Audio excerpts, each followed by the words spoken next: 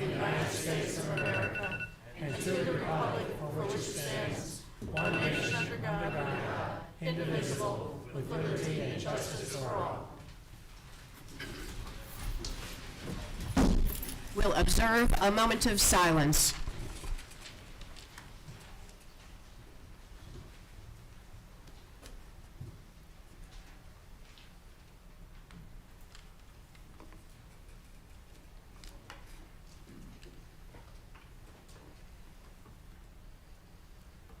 Thank you. I want to mention that there are a couple seats left over on the far side of the room, and if you would like to take those seats, you can still leave anytime you want, I promise. Announcements, awards, special recognition. We have a grant award that we're going to postpone until December 19th. Our first presentation, it is my absolute pleasure to introduce Cynthia Jenkins. Cynthia Jenkins is with Southern Crescent Habitat for Humanity. She's been the CEO for more than 7 years. She also happens to be a city council member in the city of Noonan for the last 21 years and running. So we welcome Cynthia Jenkins to share some updates with us about Habitat for Humanity. Thank you for being here. Thank you so much for having me. And thank you all so much for coming to listen to me. I appreciate that. You have a full agenda, so I will be brief. The point of me coming here today is really to talk about our home repair program. Many of you have heard about Habitat, but we are Southern Crescent Habitat for Humanity. We are the affiliate that covers Fayette, Clayton, and Henry counties. So the mission of Habitat is seeking to put God's love into action. We bring people together to build homes, communities, and hope. We have a vision where there's a world where everyone has a decent place to live. We were founded in 1976, and our affiliate was founded in 1986. How do we work? We work with partner families, volunteer labor, donations of land, materials, and money, and we provide low to no cost interest loans for our home ownership program. And then we do home repairs as well. So our housing services include home ownership, home repair, and neighborhood revitalization. Why is home ownership valuable? Well, you all know more than most that safety, security, and stability and hope are part of the future that creates not just a stable family, but a stable community. So we focus on home ownership opportunities. We do no rentals.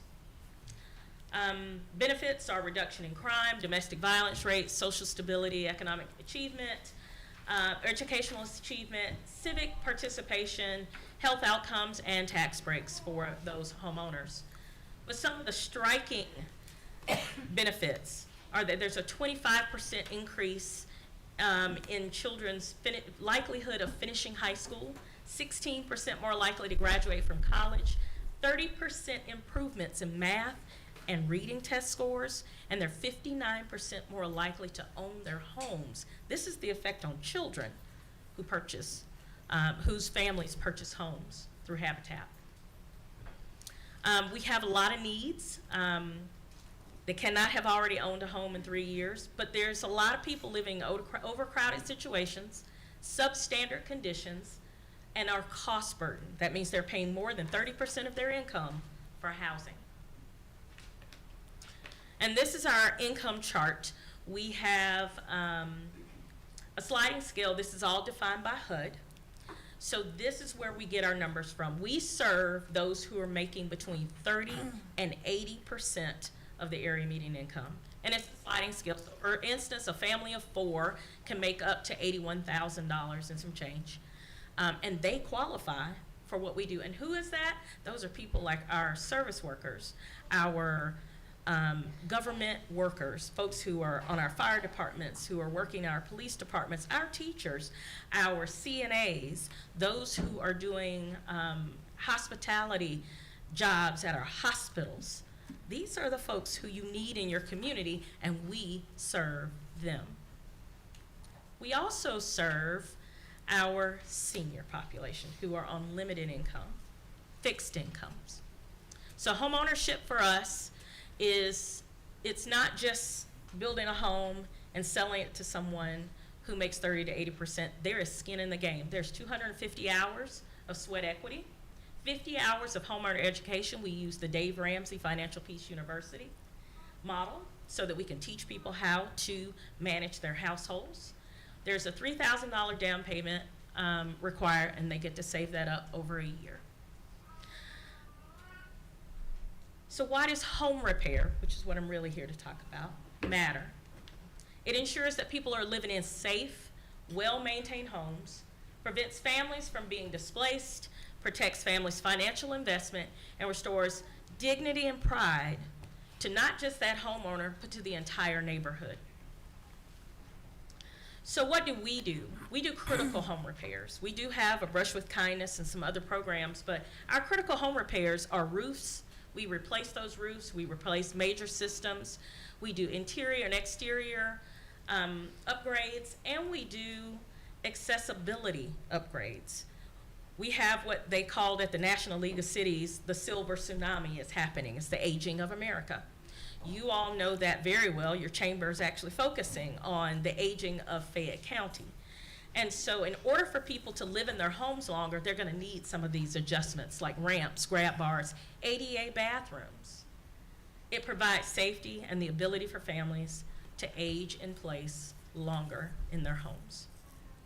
For instance, the Moretz, that's the one that's sitting at the bottom of the deck, their family actually lives here in Peachtree City. And a few years ago, we did several upgrades to their homes. They had actually a sagging roof system. So not only did we go in and replace the roof, we had to replace the trusses that were involved in their home. We, of course, upgraded their deck. Her husband's confined to a wheelchair. His only outdoor space that he could get to was that deck. The deck was falling in. We replaced it. And what does she do for our community? She's a bus driver. She drives your kids to school. And she needed help, and we were there for her. We talked about that. We talked about the homeownership and education. This is some of our new builds. I like to dispel the myth that we build ugly houses, because we do not. We build cute houses. On my first day of work, September 5th, 2017, me being a Georgia Tech architecture grad, I came in with a big chip on my shoulder saying we're going to improve these Habitat homes. And I walked in and said, oh, that's already done. These are cute. These are nice. These are homes that, frankly, are bigger than the one I live in Noonan. And they are something that your community could be proud of if you had them here or elsewhere. This is a rehab that was done, just to show what you can do with something that's already existing. And then this is a typical rehab that we've done before and after in another community. This is Hannah Springs Development. We're building a 28-house subdivision in Lovejoy, just so that you know we can build more than just one house at a time. And we are looking for the opportunity to do some of this here in Fayette County if the land and support from the community are present.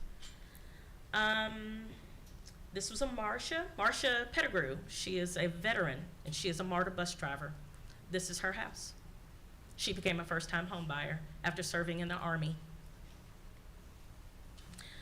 Hudson and millions of volunteers around the world give their time every day to Habitat for Humanity, and I hope that Peachtree City will be part of the number to help us make homeownership possible for families, hardworking families, and home repairs possible for our seniors in this community. Some of our sponsors, some of our build sites, some of the activities that we're doing, to give you a little bit more information. And any questions from council on any of that I just, my staff keeps texting me right now. I hope you're not missing a council meeting. I'm not. Where can we get more information if any of us feel like we know someone who, maybe a disabled veteran or a widow or someone, a senior or a low-income person in our community? Where can we get more information? You can visit us at our website, schhabitat.org. You can also scan that QR code that has my phone number in it. this phone right here, and give me a call. We are looking for, because we have had generosity of Home Depot to give us veteran home repair funding. And so we are searching right now specifically for veterans who would qualify that we can do their home repairs. And we also have some non-veteran home repair funds as well. We are searching out for people. Sometimes, the reason why we have to get out here and talk about this, not just for you, but it's for those folks who need the service. They don't know we're here. And so when they're sitting in their home and their roof is leaking and they don't know what to do, they don't know who to call. And you can help us connect. The last big renovation that we did in outside of the Moretz was Altar Prayer, and nobody knew he had an outhouse in 2017 in Fayette County. It was Fayette Senior Services that was giving him Meals on Wheels, and he finally confided in them and said, they asked him what he wanted for Christmas, and he said, not to have to go outside to the bathroom. And that's when they found out, after years of serving him, that he didn't have a bathroom. And you may have people just like that all around you who may need help, and until they know that they will trust you and not someone else to let them know that they're in need. Give us a call. Share the information. You could take a picture of that if any of you are interested in gathering that information, and give us a call or send us an email, and share all that from Facebook. People are following us on social media. It just takes that one thing for one time for somebody that's in need to see it and say, I think I'll call. Thank you so much for your time, and have a great city council meeting. Thank you, Ms. Jenkins.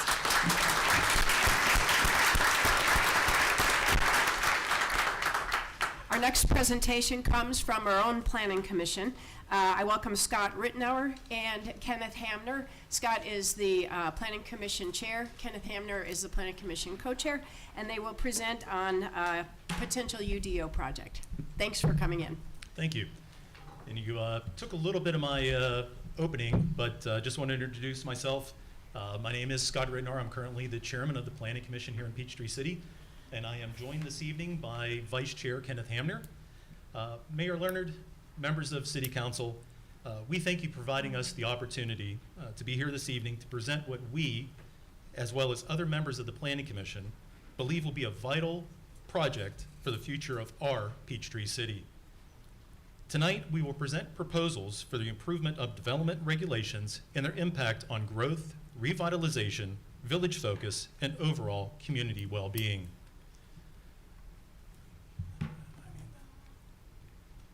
Just a brief agenda. We are going to go over the current state of the development regulations, the opportunities for improvement, how to implement the improvements, and a brief wrap-up. So the current state of development regulations in Peachtree City. We currently have two significant ordinances to manage development across the city. These are zoning ordinance in Appendix A and the land development ordinance in Appendix B. Just to touch on a few of the items in the zoning ordinance, those contain zoning districts, whether it's residential, commercial, industrial, development standards, outline the building heights, setbacks, and density, landscaping, set guidelines for landscaping, buffering between different land uses. And on the land development ordinance, these are the development procedures to detail the steps required for land development, including applications and approvals, subdivision regulations, infrastructure requirements, and design standards. Additionally, we have the 2022 comprehensive plan to guide our growth and development. And just a summary of the land use and development section of that comprehensive plan. The village concept, as we are all well aware of, village centers, land use, and zoning. In addition, we have 4 design guidelines that also apply additional regulations and standards to certain areas of our city. These are properties along major thoroughfares, such as Highways 54, 74, the property within Highway 54 West, property within Lexington Village Center, and property within the Wilshire Village Center. And as you can see, all of these have different requirements and standards, some similar, but many different. So our guidelines and regulations provide numerous benefits to Peachtree City. Again, village concept, promotes walkability and social interaction, fostering a sense of community. Zoning districts, infrastructure requirements, subdivision regulations, landscaping requirements, special overlay districts, and the approval process. So for all of that, we as members of the Planning Commission deal with this, as well as the planning department staff, as well as city manager, as well as city council, deal with all these different regulations. And as we found out over time, some of these regulations and requirements don't quite line up as they used to. Some actually are unfocused. Some lack requirements for village centers. Some lack requirements for all land use categories. Some are contradictory in themselves. Some have obsolete language. Some of our requirements actually contain old titles for city officials. Some are outdated. Older rules cannot be met or undefined. Lack of modernization.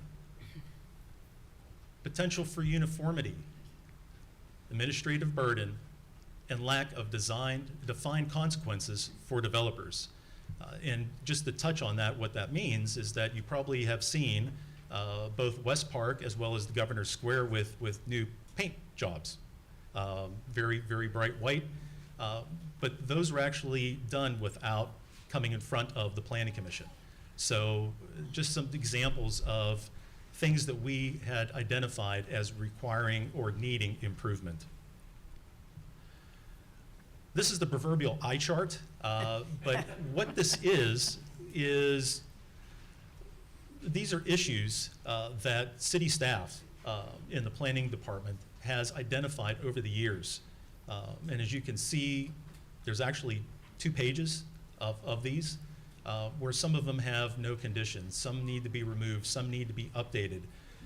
And really what this is causing a lot of extra work, a lot of confusion, not only within the planning department, but also with developers and also with homeowners trying to understand our regulations within the city. And just another page for the eye chart. So what are we here presenting this evening? Well, we are proposing 2 solutions to these issues. One is to adopt a unified development ordinance called a UDO, and the second is to create new overlay districts for village centers. And how to implement the improvements, I'm going to turn it over to Kenneth. Scott, can I make a statement? Yes. You know, when the village concept was started, it did not include the things that were currently in the land use plan, or in the plan that was developed by the city council, by the city development. We all of a sudden became development authorities. Now we have a for example, Wilkshire Village was always Wilkshire Village. Right. And they had a lot of issues with the colors, but we worked our way through that when I was on the planning commission. But we always had 2 different design concepts, standards in Lexington Village. Then Lexington Village became a village by itself. I protested that, but I'm only one member, and it went through the development authority, and it became, now we have walkable center, a living space. I don't know that that's always going to be the best way to go, but that's what you guys have now. So I'm a little concerned when you start talking about standards, because we had standards up and down 54 when they were trying to come up with the standard for what we're going to do there by Wilkshire. We had people in Lexington Village that had 3 different design standards. You may recall that. And then we had to pick a different colors for the beer hall there that's up on top. I used to go there all the time. And they came up with their own colors that was not a part of our design standard. So we went up and looked at it, and they finally agreed to change the colors. What's the name of that place? Taco Mac. Thank you, Clint. Taco Mac had their own colors. And, but they finally sat down with us and went through the colors, and they finally picked the colors that we thought were acceptable. So I do agree that there's going to be changes and updates that you gotta do. But are we looking at making standards? No, and I think that's what Kenneth is actually going to discuss in more detail. We don't want to create new standards. What we want to do is basically go in and simplify the standards and correct what we currently have. Like I said, with the contradictory terms and things like that, streamline the process of streamline them into one document, and then also look at the village centers. And I know you and I have spoken briefly about this, is not to constrain design, not to constrain innovation, but to allow those areas where new development or revitalization is going to happen to be able to do some more things and not make it a cookie cutter. And I think that's what some of your concerns were at the time that we had originally talked about that. But I think Kenneth will go in a bit more detail into some of those issues, and we can go ahead and touch on that afterwards. Thank you. You're welcome. Thank you, Kenneth. I'm ready for you. All right, Frank. All right. Thank you, council. Thank you for everyone coming out as well. So there's a number of things that we can do in order to implement the improvements that Scott was talking about a moment ago. Step number one is we're requesting for council to create a new UDO committee. There had been a previous UDO committee, but we're asking for another one to be created to act as a steering committee that will create one single document that's legally sound and addresses contemporary land development practices, that's very graphic heavy, in a very user-friendly format, so that way people can actually understand the content that is within that. And I want to stress that we believe as the Planning Commission that this should be a committee, because the UDO is going to be incredibly important for development moving forward. The scale of this is going to be rather large, and it's also going to be incredibly complex to implement as well. So it needs to be a committee of folks who can work together in order to accomplish that. Additionally, we're asking that the Planning Commission serve as committee members, given our expertise and our history with the regulations that are implemented within the city. And just as a note as well, as the Planning Commission, we've talked about this, and everybody has agreed to participate in this process. We didn't bring anybody in who didn't want to participate in this. We also are asking that the city manager, the planning and development director, city engineer, and other identified staff assist the committee as needed for this as well, so that way we can get their expertise and input on these things. And we're also asking for access to professionals. This can include hiring consultants with funds that could potentially already be allocated for this, or shift them around as needed. And this will be different than the first UDO committee. Yes. Yes. Yep. Step number two. After the Planning Commission and the steering committee, the Grander Steering Committee finish the UDO, we would present the recommendations when completed. Given the size of this project, this could take 2 to 3 years to complete. But just to set expectations on this timeline, it could be sooner than that. What we want to do is we just want to set realistic expectations, so that way we're not saying hey, this is going to take 1 to 2 years and then it takes 3 years to do. Obviously, we would try and expedite this as appropriately as possible, so that way we get it in front of you guys and get this complete.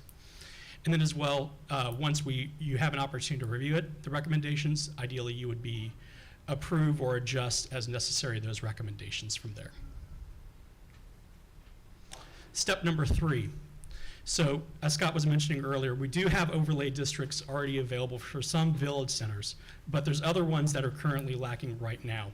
So once the UDO is in place, the Planning Commission, we're asking to develop new overlay districts to guide areas of the city currently without guidelines. Those areas include the Aberdeen Village Center, Braylon, Glenlock, and Kedron.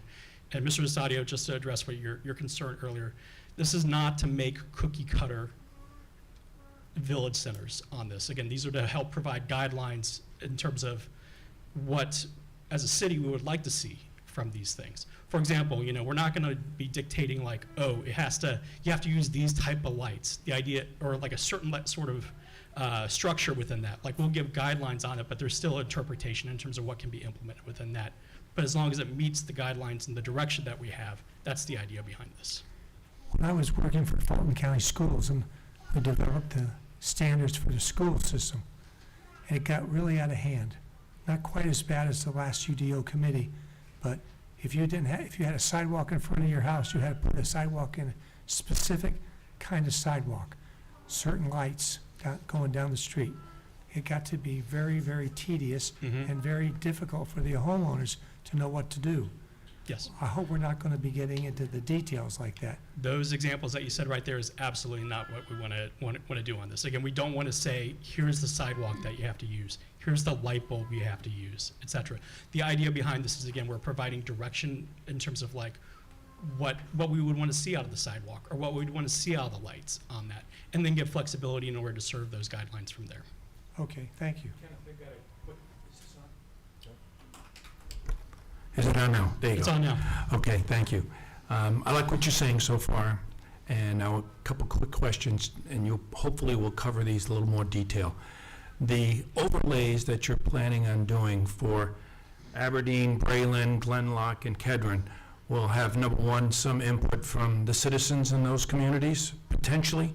Absolutely. We want to Okay. give everybody the And number opportunity to voice two, they'll be somewhat unique to the areas. So this way, when you go into Kedron, it's going to look different than when you go into Aberdeen or when you go into Glenlock. So that there's a certain uniqueness in the villages. Is that where you're heading? Absolutely, yeah. We want to give the opportunity, again, obviously, we all care about the village concept on that. Yep. We want to give the opportunity with the UDO, the overlay districts, et cetera, to give more character that could make these areas unique from each other.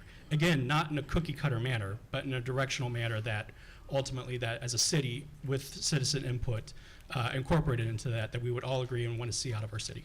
And I'm sure you're going to have certain standards that will be across the city.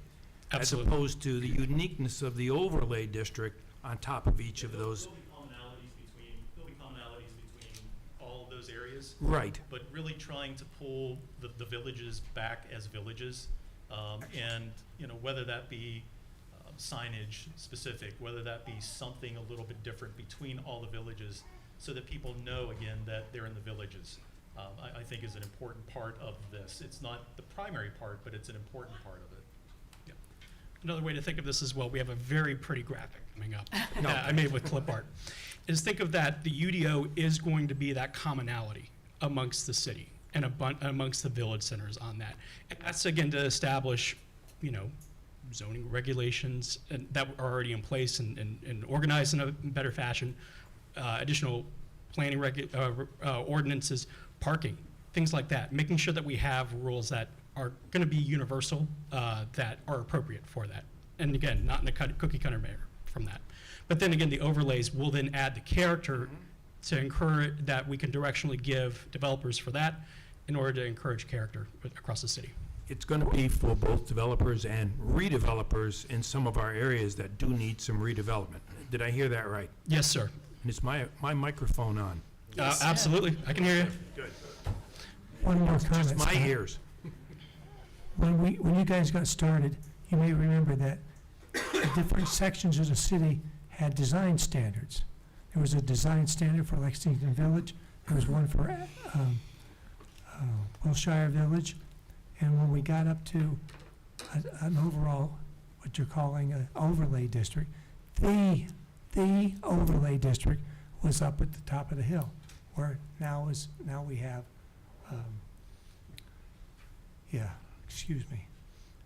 the overlay district was there where all the shops are. 54. Yeah. But it's The avenue? the avenue, thank you, Madam Mayor. The avenue was our overlay district, and it had sidewalks, it had benches, it had things in there. We're not gonna have an overlay district again, the way you're talking. You're saying each one of these places is gonna have a separate design standard. There's going to be a different overlay district for each city center, again, to give directional guidance in terms of like what we would want to see. So there won't be an overlay district for the city anymore. Not for the whole Correct. city. That's correct. Correct. right, gentlemen, let's let them get through their presentation. These are good questions at the same time. So. All right. From there, step number 4. So after we request as a planning commission to make new overlay districts, it's then to go back and to revisit the legacy overlay districts for each of the village centers. Some of these, again, we've recently done, like the Highway 54 West we recently did, but Wilshire, Lexington, those are a little bit more older on that, and it may be a good action for us just to go and take a look at those one more time, just to, again, not to, again, make the cookie cutter developments or redevelopments on this, but just to make sure that, again, those are built out appropriately and set up for the future.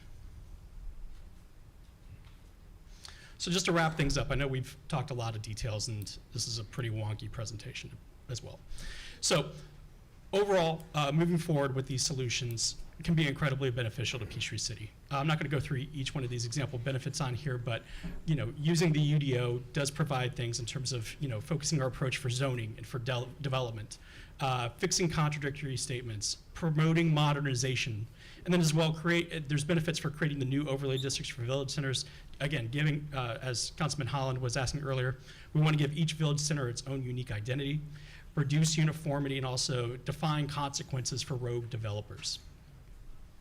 Here's my very pretty clip art that I was teasing earlier. Again, the UDO is going to, again, be at the city level, and then the overlays are going to be informed by the UDO, but again, still set up in order to inform each one of our village centers from there. So some final comments from the Planning Commission, because we did talk about this fairly extensively over several meetings. We want to be sure that we're really clear. The Planning Commission, we want to restructure ordinances, not create or develop new ordinances. Obviously, that's where you guys come in on this. If we do implement any changes, just know it's going to be in respect to the criteria. For example, we would recommend adjustments to fix things that are errors or need some sort of appropriate modernization on that. We're not going to create anything whole cloth. As well, the Planning Commission, we want to avoid cookie cutter recommendations with our ordinances and give allowances. For example, we could recommend lighting, but we don't want to recommend specific lighting, a specific light or a structure that must be adhered to. Also, the Planning Commission hopes to clean up UDO and overlay. The cleaned up UDO and the additional overlays will do the following: support the comprehensive plan, which again guides our city. We want to make sure that we are very clear and objective with the way that this is done. We ultimately as well want to help the growth of our economy and our community rather than hinder it. And also, we want to support the community so it can flourish with respect to the things that make it really unique and special for us. And then just one more slide. We absolutely want to have organization with this. We want to have all definitions in one place that are all in one place and consistent. We want to provide tables, graphics to clarify statements, standards, and communicate ideas effectively. We also, again, want to bring in professionals, experts for guidance. Again, hiring a consultant can absolutely help guide our process. And if there's still money in a CIP fund or anywhere else, that could be an option for this, but again, I'll leave that up to you guys in terms of the way that's funded. As well, the Planning Commission does want citizen involvement throughout this process. Again, we want to hear voices on this. A really good example of maybe a model we could use for this is that a couple years ago we did a SPLOS development committee, and that was really helpful hearing the public and that input. That really helped guide some of the implementations and the recommendations that we made for SPLOS. And that could be a good thing in terms of taking that model that worked there and applying it here in order to guide the UDO committee. And also, we obviously want to keep you guys updated on this. And so, for example, and we can work on the timeline of this as appropriate for you guys, but maybe we meet similar to like we're doing right now, maybe like once every 6 months, just to keep you updated on our progress and keeping us honest with everything. And that's our presentation. All right, thank you very much. I got to say, when we go to GMA, this is happening right now, whether it's due to like population growth and new development in the state of Georgia or across South Metro Atlanta. Other cities are either underway right now or have done their UDOs, and I think it's time. This is a much needed project, and I'm really grateful that the Planning Commission is willing to take this on. I hope you'll tell us what resources you need, and maybe we can pare down that 2 to 3 years to 18 to 24 months. And we're here to provide you the resources you may need. Thank you so very much. Thank you. All right.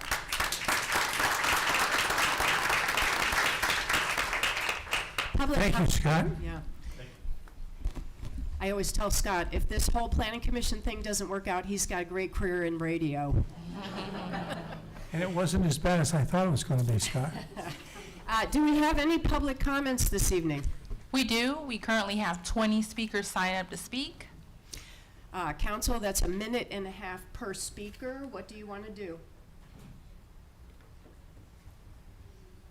Personally, I think that if everybody comes here, they ought to get a chance to speak. They get their 3 minutes? I'll take a motion. 3 minutes? The motion would be to extend the time to 1 hour maximum to accommodate all 20 speakers at 3 minutes. Do I hear a motion? I'll make that motion. Yeah. Okay. Do I have a second? I would second it. I have a motion and a second. All in favor say aye. Aye. All opposed? No. All right, motion carries 3-2. Who's our first speaker? First person signed up to speak is Donald Myers.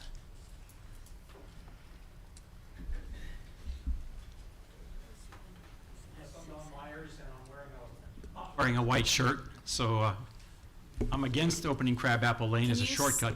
I'm sorry, can you state where you live? Certainly. My name is Don Myers, and I live on Chambray Hills in Peachtree City, which is in the Kedron Hills subdivision. That's my, oh, okay, I get 4 seconds more. As you can see, I'm not wearing a white shirt, so you can tell that I'm against the Crabapple Lane opening as a shortcut through Kedron Hills subdivision. I live in Kedron Hills. As I just stated, our house is on facing Loring Lane, and it's between the entrance to the subdivision and the Crabapple Lane area. I couldn't make it to the last meeting, and I viewed it later, and there was a very well-organized group that spoke to you. These folks from both inside and outside Peachtree City used many different areas and means to try to persuade you in this issue, including emotional appeals, personal attacks, threats, and disparaging remarks about your leadership. These came from a spectrum of people, including an entertainer. I was intrigued by several statements. One mentioned that the cart access points in the city is evidence that Crabapple should be an access to the city as well. And I've also heard a statement that only 20 homes on Loring Lane would be affected by the Crabapple opening. Since Loring Lane is our main artery into the subdivision, every motor vehicle uses it, and they're negotiating blind curves and curves and blind spots, and they're dodging pedestrians and golf carts and a variety of parked vehicles as well on the side. Loring Lane is affecting all 200 of our homes, not just 20 people. You showed compassionate leadership by making an appropriate accommodation to a young lady to access the Crabapple Gate, who is evidently capable of driving her golf cart on not just cart paths, but also busy pedestrian streets. Like those outside of our subdivision, there are many people in Kedron Hills that rightfully get emotional on this issue. I'm remembering a young mother who came to our HOA meeting, and through honest tears, she thanked everyone that helped her kids be able to play in her yard now that the Crabapple Spur was closed, which is right by her house. The statement that got me most was, "There is no valid reason for closure." The safety of our residents is the most valid reason. Indeed, opening Crabapple would make our subdivision a cut-through to the Kedron Village shopping area for the current and ever-growing number outside of homes outside of our subdivision. And that's already going to be close to more than the homes we have here in Kedron Hills. And because of human nature, many folks simply focused on getting through our subdivision would likely have a lower concern for our safety. I found that it's interesting that as a cost-saving measure for a possible cart path on Dogwood, the folks in Stonecrest subdivision said no way to a cut-through through their subdivision, but I guess it's okay for Peachtree City and for Kedron Hills. Thanks for your time. Appreciate your concern for our safety and for the safety of our kids. Thank you. Next speaker, Next please. person signed up to speak is Todd Weinreb.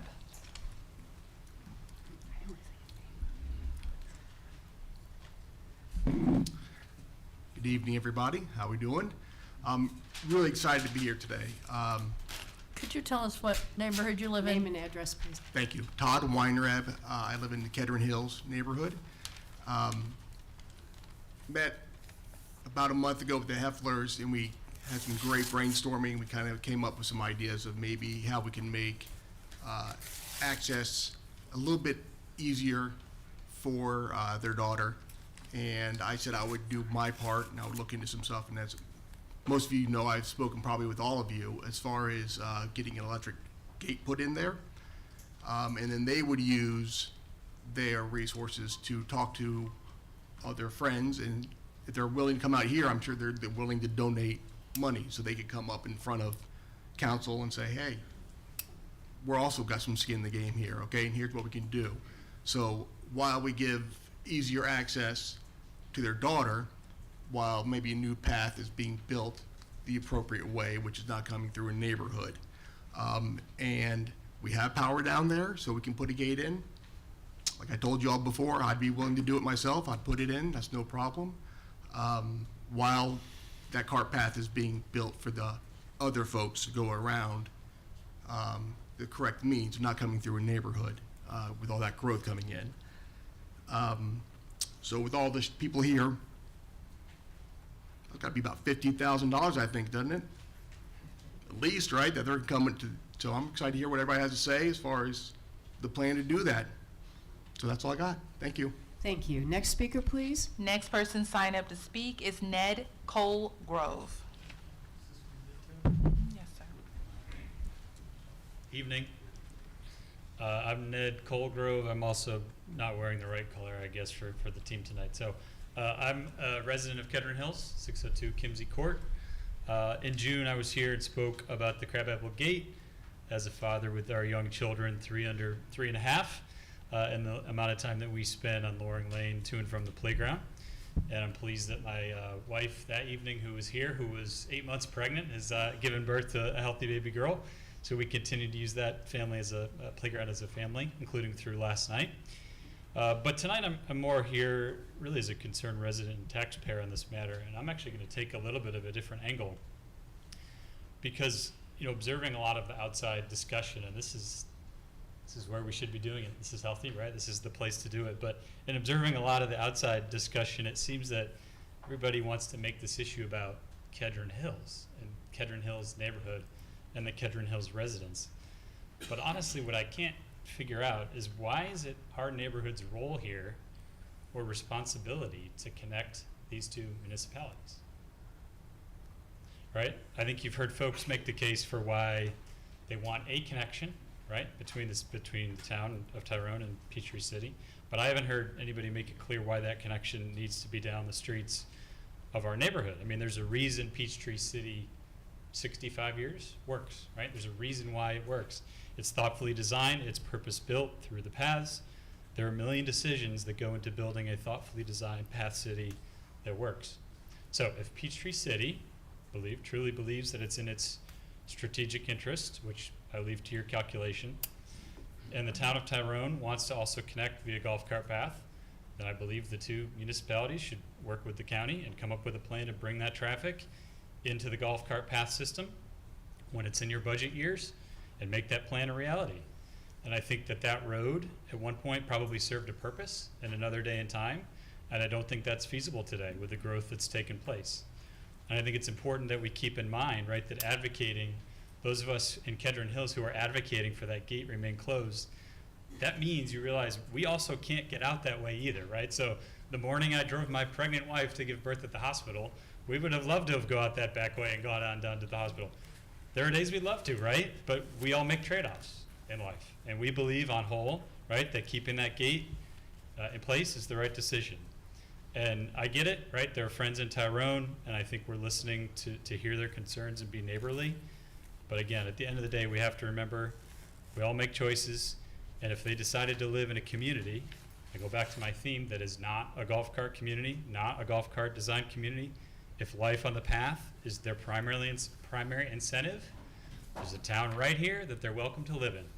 And if they wish to change their status as a golf cart community, they can work through their government to do so.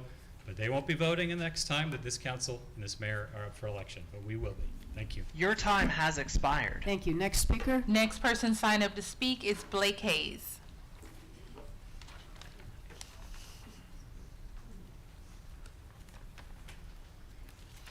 Blake Hayes, Glenlock area.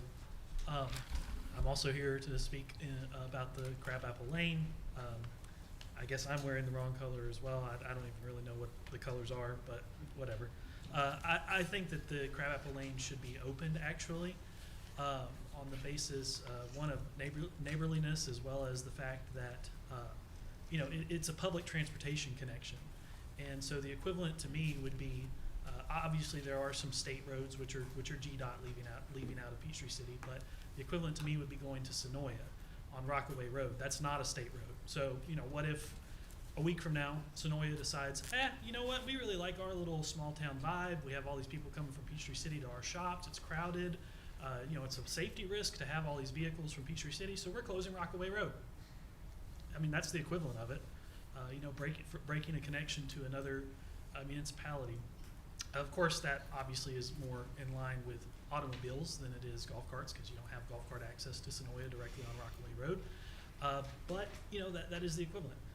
And as far as the concerns of those saying, why does that area of Peachtree City Kedron Hills have to serve as the connection point to Tyrone? I mean, sure, it doesn't specifically have to be, but I'm pretty sure that connection was there, when you moved into your house, unless you've moved in very recently within the past couple of years.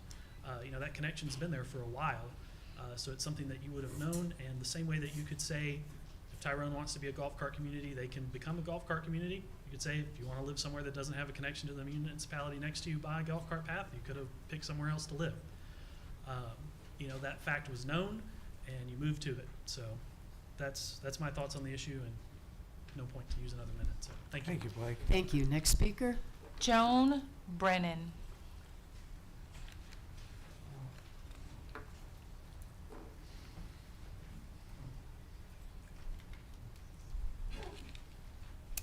You can adjust that down a little bit. Thank you. Good evening. My name is Joan Brennan. My husband and I live at 709 Greenwood Lane in the Kedron Hills subdivision. We feel strongly that Crabapple Lane entrance should remain closed to all traffic, including golf carts. Otherwise, new and future planned development in Tyrone and Fayette County would result in over 400 additional golf carts funneling through Kedron Hills neighborhood en route to the Peachtree City cart path system. These are things I know to be true. Additional congestion on Loring Lane will disrupt traffic flow and lead to traffic accidents. Cart path access points from adjoining cities do not go through neighborhoods. The City Council cannot vote to open the road because this would be inconsistent with the development ordinance and the transportation planning policies in the comprehensive plan. These codes prohibit the practice of routing regional traffic through neighborhoods. The Peachtree City Council members are responsible to their own constituents, not to the residents of Tyrone. These are things I do not understand. Why do Tyrone residents want to route traffic through Kedron Hills when they would not want 400 gas-powered golf carts driving through their neighborhood? Why did the Fayette County Administrator state publicly that we were blocked from applying for TIP funding due to Crabapple Lane when this is clearly unethical? Why don't Tyrone residents pursue construction of a cart path with their own city council? Why are Peachtree City residents from the south side speaking on behalf of Tyrone when their neighborhoods will not be affected? In closing, we, the Kedron Hills homeowners, will continue to push back. We invested in our homes, we pay our taxes, and we value our quality of life. Our children ride their bicycles to the pool and the playground via Loring Lane. Our homeowners sponsor the Cruisers swim team and welcome children from other neighborhoods to participate, free of charge, including Tyrone. We are concerned for the safety of our children. This issue is not about a single person. She has already been accommodated. This is about the residents of Tyrone getting their way at our expense. Thank you for your consideration. Thank you. Next speaker? Ann Minaldo.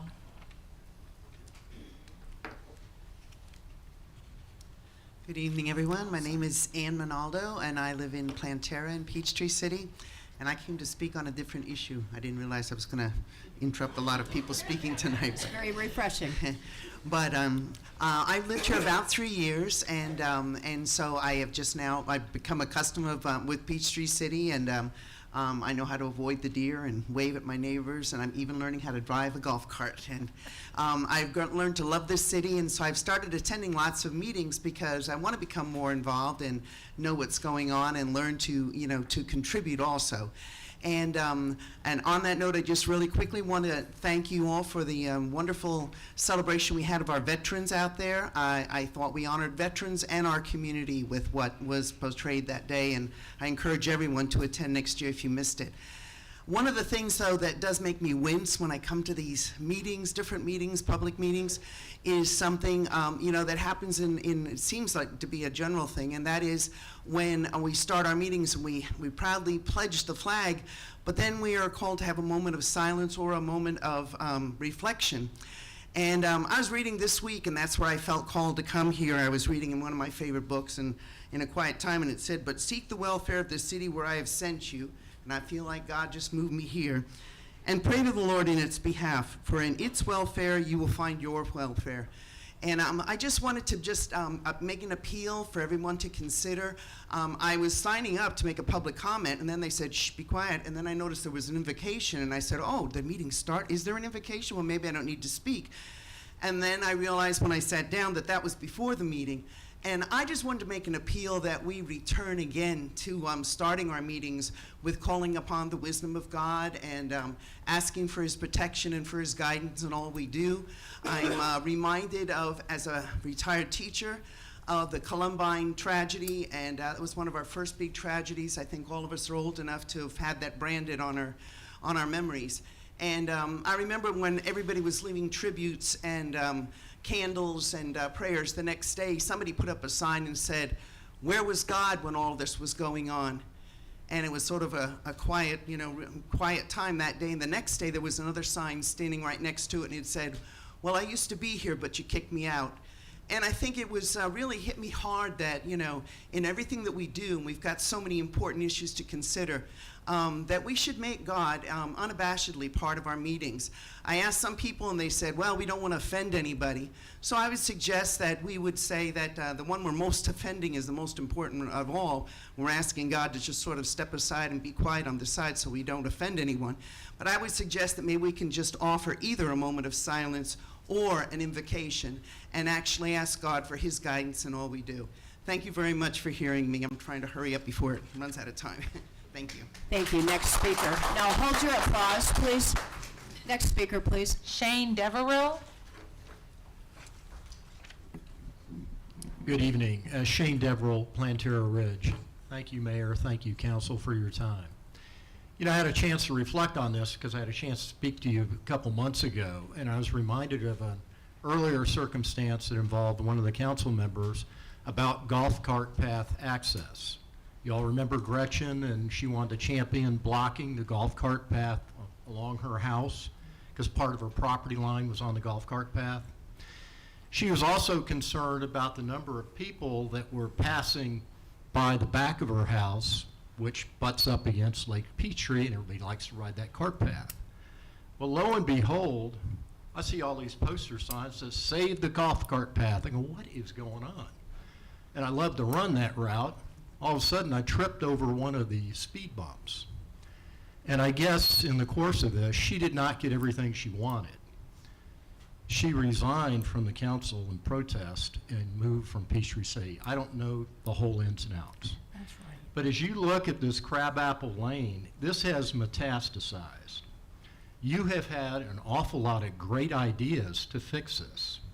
But what really bothers me as a resident and a taxpayer is this is impacting all of us because Fayette County has held money in abeyance till it gets resolved. So I am pleading to you, let's end this circumstance, get resolution with the county. Sit down with the county, have them help you. So they'll release funds and we can get the rest of what we want done in Peachtree City. I appreciate your time. Thank you. Thank you. Next speaker. Nikolai LaRue.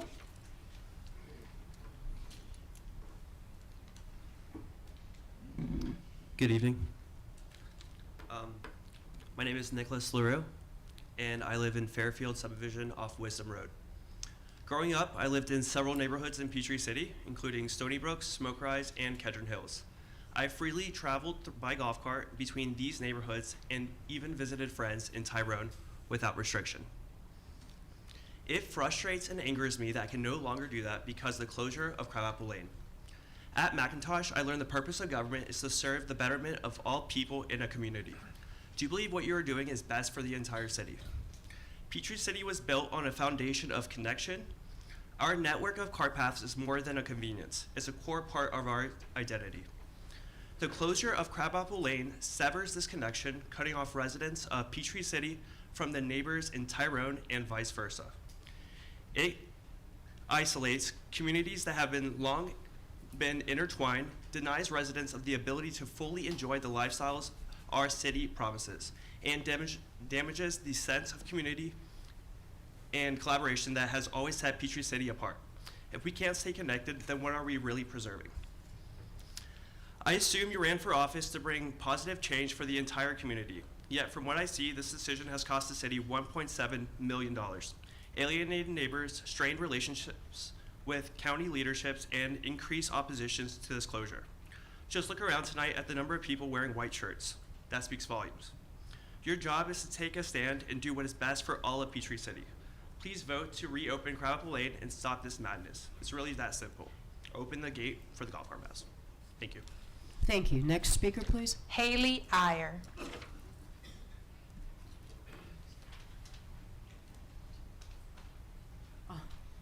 Sorry. He fell asleep. Good evening, Mayor, Council. My name is Haley Ayer, and I live off of Robinson Road in Peachtree City. I'm here once again to speak on the improper closure of Crabapple Lane and the resulting financial implications for all of us. I challenged you last time to publicly declare your positions on this issue and followed up with an email. Only the Mayor and Councilman DeStadio had the courtesy to respond. I ask, are the rest of you listening? I will remind you that 3 members of a previous council chose to close the road without a proper impact study. They chose to do so based on false claims and ill will toward our Tyrone neighbors. Fortunately, those council members no longer choose how to serve the city.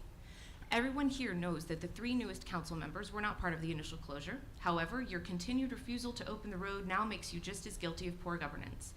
You hold the power to solve this problem. Don't follow their poor decision with another one. Over the last 6 months, I have learned that millions of dollars have been and will be forfeited by you if Crabapple remains closed. Fayette County leadership confirmed that this closure resulted in lost funding with more to come. Working relationships are fractured and trust has been lost. The commissioners feel strongly that Peachtree City should open the gate. Until that time, they have clearly stated that they are unwilling to partner with us on any future projects. First, the Huddleston Dividend Paving Project was put on hold as a result of $1.7 million not being awarded to Peachtree City. Now we have to find another way to complete that project. How do you plan to do it? Increased millage rates? A future SPLOST? Sadly, those businesses were denied paving because this council refused to open Crabapple. Your choice was clear. Second, there's a Peachtree City initiative for a corridor study of Highway 54 running from Fayetteville to Noonan. To date, Fayette County has declined to participate with you and will not provide or seek funding of any kind for that project. Can you imagine the dollar amount attached to that much needed study? Fayette County officials are expecting a grant to update the existing comprehensive transportation plan. This will focus on other areas of the county, but not Peachtree City. By continuing to keep Crabapple closed, you are choosing not to relieve local taxpayer burden. Finally, Fayette County is developing a safety action plan for all 5 municipalities. The completed plan will list needed improvements for each city. When it finalizes its recommendations, they will decide which projects to seek grant funding for. Again, your decision to keep Crabapple closed will most certainly mean forfeiting any external funds that could be used to improve our roads, paths, and dangerous intersections. Your choice. As a taxpaying citizen of the city, I am appalled that your choice to bend to the hysterical cries of one neighborhood will be paid for by me. I ask you to choose your citizens, choose your city, and choose to open Crabapple Lane to be used as it has been for decades. Thank you. Thank you. Next, please. Stephen Humes.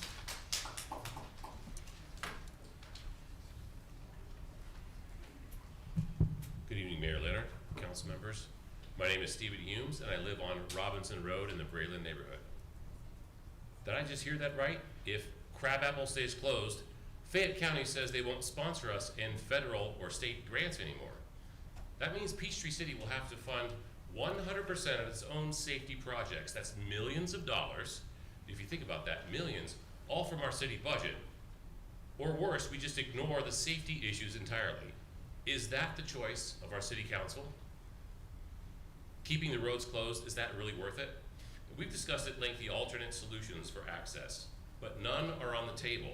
And we have no money allocated for any type of alternate path. Fayette County, along with the mayors of Tyrone and Peachtree City, believe that it would be absolutely ludicrous to spend millions of dollars, which we don't have, when a connection to the path system already exists.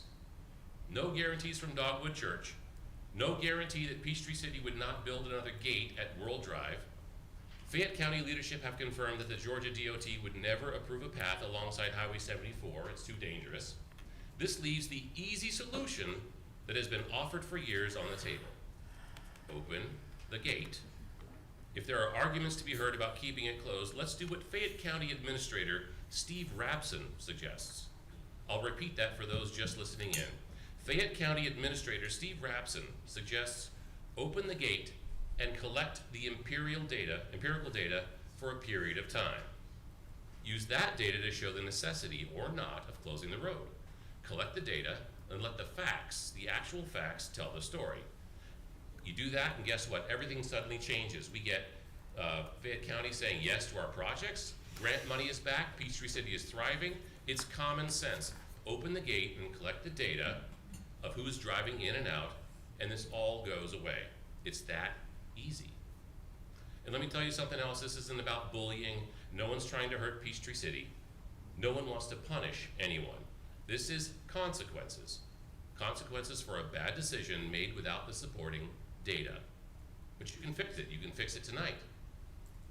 So I'm here standing before you, along with everyone else here, asking for you to do what's right. Not for me, not for the county, but for the people, the hardworking, honest people of Peachtree City, who deserve better than having millions taken from our tax dollars without reason. Please make the smart choice and do what's right for the city you serve. Open the gate. Thank you. God bless. Thank you. Next speaker. Khalid Martaza.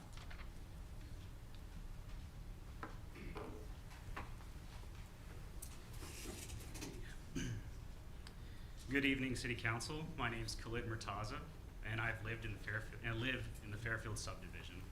I've spent my entire life in Peachtree City, attended McIntosh High School, and I've always cherished Peachtree City's greatest amenity, the golf cart paths.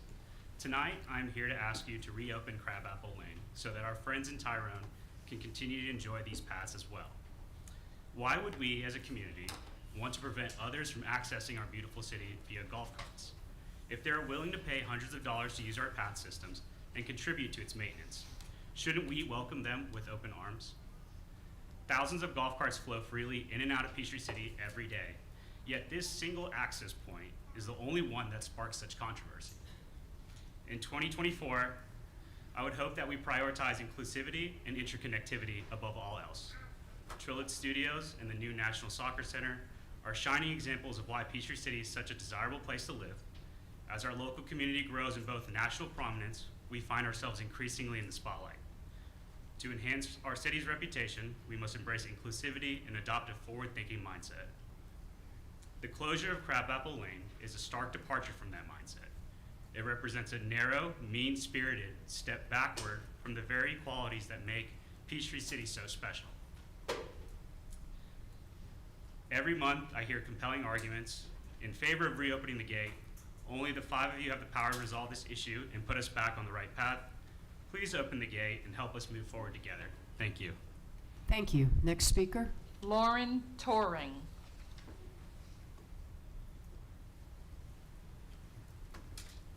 Good evening. My name is Lauren Toring, and I live in the Summit.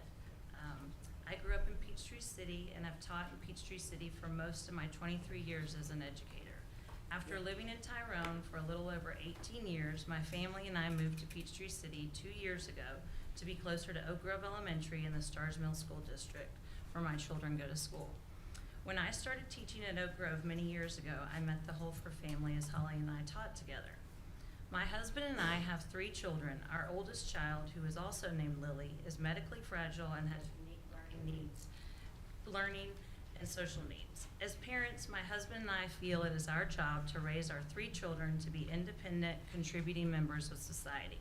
As a teacher, I want the same thing for my students. I believe it is safe to say that most parents and teachers want this for their children and students. But could it be that this situation with the access being closed makes it seem like maybe we don't all want this for our children?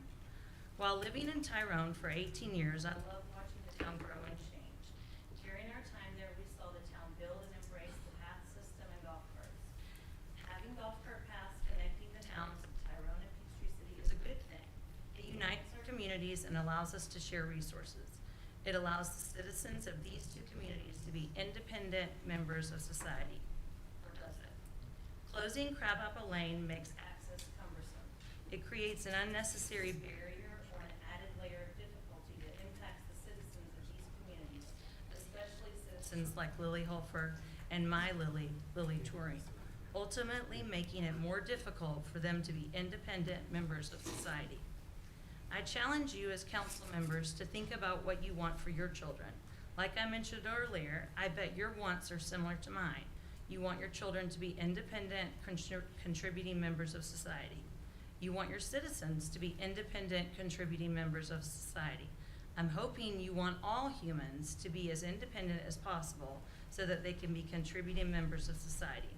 Well, if that's the case, open Crabapple Lane. Open Crabapple Lane so citizens of Peachtree City and Tyrone can be independent and have easy access to the resources we have to share. Open the access so Peachtree City isn't known for being difficult and unwelcoming. Open the access so Peachtree City and Tyrone can connect our communities in a way that our citizens can be independent, contributing members of society. Open the access because it's the smart thing and the right thing to do. Thank you. Thank you. Next speaker. Nakia Mitchell.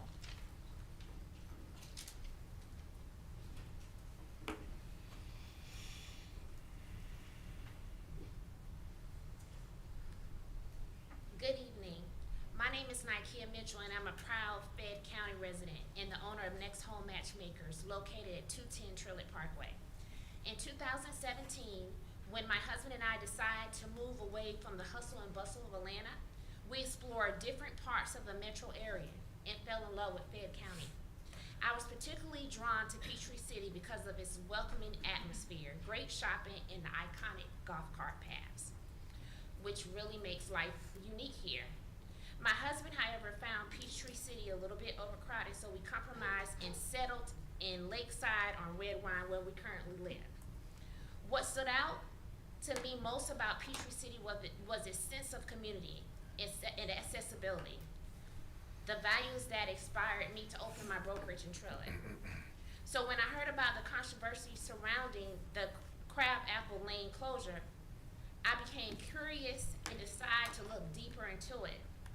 I found plenty of detailed arguments from those opposing the closure, but only vague references to safety concerns from those in favor of keeping it closed. After watching the council meeting online, it became clear that the closure wasn't based solid on safety concerns. Speaker after speaker opposed the closure, but there was little input from those supporting it, and no clear explanation of the communication from you, the Peachtree City Council, about why the gate remained closed. As both a resident of Fayette County and a local business owner, I am deeply concerned about the reputation of our community. When news of the Crabapple Lane closure spreads beyond our borders, it risks casting a negative light not only on Peachtree City, but on our entire area. I urge the council to listen to its citizens and reconsider the decision. Reopening the Crabapple Lane will be a step towards bridging divides and fostering a more exclusive and united community for us all. Thank you. Thank you. Next speaker. Jill Gardner Clark.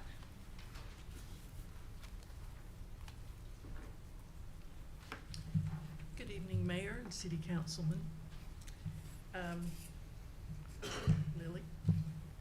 Okay, I just want to say, no, it's not about just one person, but this person's pretty special to me, so you know it kind of is. If you would just Kinda direct your is for comments me. to the mayor. Sure. And could you All also right. tell us where you live? I'm Jill Clark, and I live in Crestwind in Peachtree City. Thank you. Okay, Lily is wonderful, and she is a very productive citizen. Lily has a job. Lily works. Lily loves her job, and the people whom she helps at her job love her. Now, we get in our golf carts and we take rides and we go from point A to point B, and we take it for granted. We don't think anything about it. It's no big deal, but for Lily, it's her world. It's her world. It gets her to and from work, and it also gives her her independence. Now, opening Crabapple Lane for carts will not create a Grand Central Station. You all know that. It simply won't do that.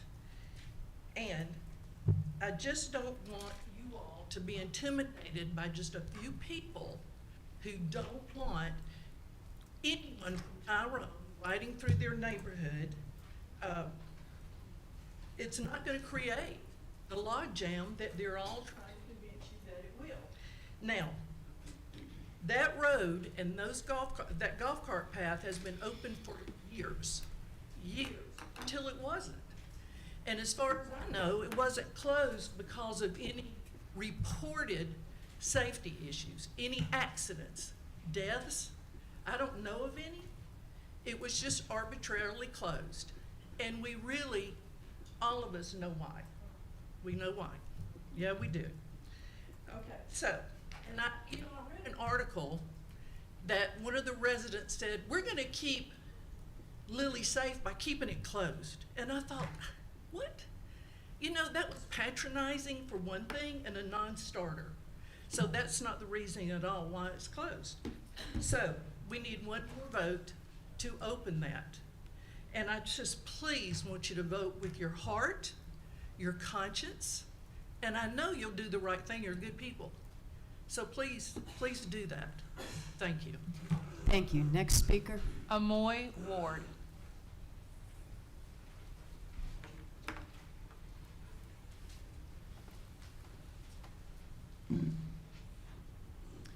My name is Amoy Ward, and I reside at North Fairfield here in Peachtree City. Madam Mayor, members of the council, good evening. I have been following the ongoing debate regarding the closure of Crabapple Lane, and it feels important to address the broader impact this decision has on all of us in Peachtree City, not just Tyrone residents. The closure of Crabapple Lane has unfortunately limited access for many of us in Peachtree City who has close friends and family living in Tyrone. Prior to the closure, my family and I, along with many others in Peachtree City, regularly visited our loved ones in Tyrone by golf cart. This road and the access it provided had been open for decades without issue, and it worked well for everyone involved. From listening to the discussions on this matter, I understand that there are concerns, but it seems unclear what the actual problem is. To date, no clear substantiated reason has been presented to justify closing the road to golf carts. During all the times that we've used the road, we have never encountered problems. We were always respectful of the neighborhoods we passed through, and there was nothing in our experience to suggest that this access was more disruptive than any other golf cart path in Peachtree City. Furthermore, many of the people I know who live in Tyrone don't even own golf carts. But for those who do, they are paying a significant out-of-town surcharge. It is only fair that they be allowed to utilize the same pass system that they're contributing to, not just Peachtree City residents. For these reasons, I respectfully urge you to reconsider the decision to close Crabapple Lane to golf cart path. Reopening this road would restore access for Peachtree City residents like myself to visit our friends and family in Tyrone and help to maintain that strong connection between the communities. Thank you for your time and consideration on this matter. Thank you. Next speaker. Susan Whitmer.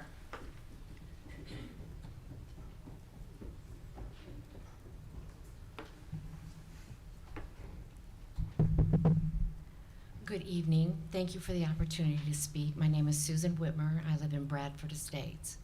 I've been a resident of Peachtree City for 41 years. I'm a retired Fayette County school teacher, and I taught at Booth Middle School, and I taught special education and reading. And I just wanted to say that some of my favorite students, even though, you know, we say we're not supposed to have favorites, I had favorite students, and they were in Kedron Hills. I love them, and I love their families. And this controversy makes me so sad. I just want to relate some of the experiences I've had as a special education teacher to maybe give you an idea of what special needs families go through. I've worked with parents where they have come to the fact that their child will never walk without crutches. I've worked with families that know that their child will never get to go to college because they don't have the intellect.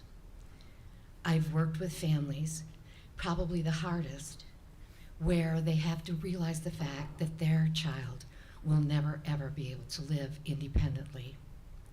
I would like to ask you to put yourself in the situation where you can put yourself in other people's shoes and consider the fact that if one of these was your child or your grandchild, it takes a big person to do that, and I know there are great personalities on this council. I would like to ask you to please open the gate because it is the kindest thing to do. Thank you very much. Thank you. Next speaker. Hold your applause, please. Rhonda Mitchell-Wise.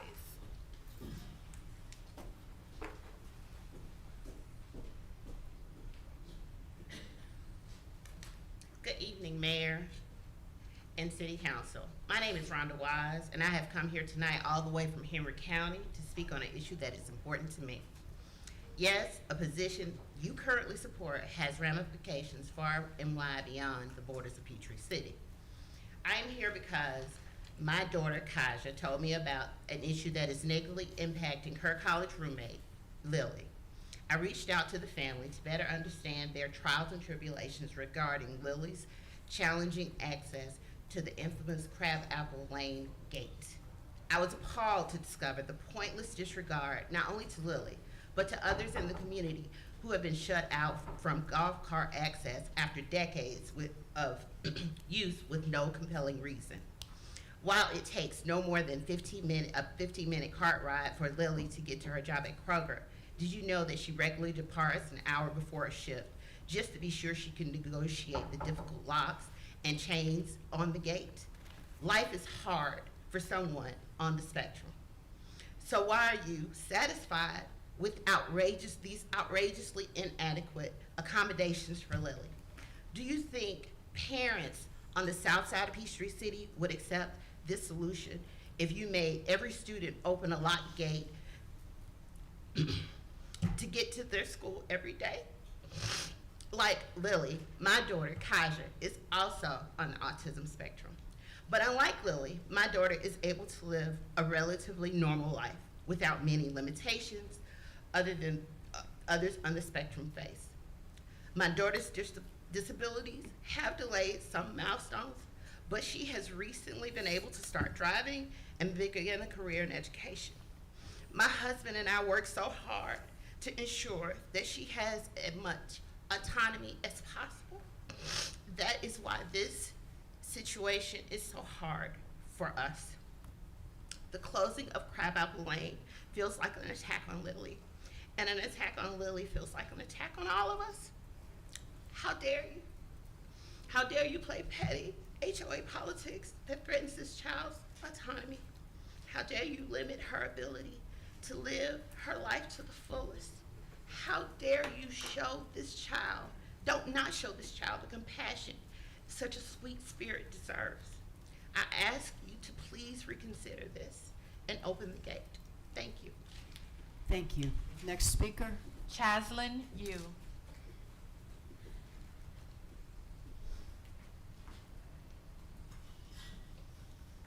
Mayor and Council, my name is Chaslin Yu. I live in the Fairfield subdivision in the northern part of Peachtree City. I grew up in Stony Brook and attended McIntosh High School, and moved back to Peachtree City after college. I'm here to speak about the closing of Crabapple Lane.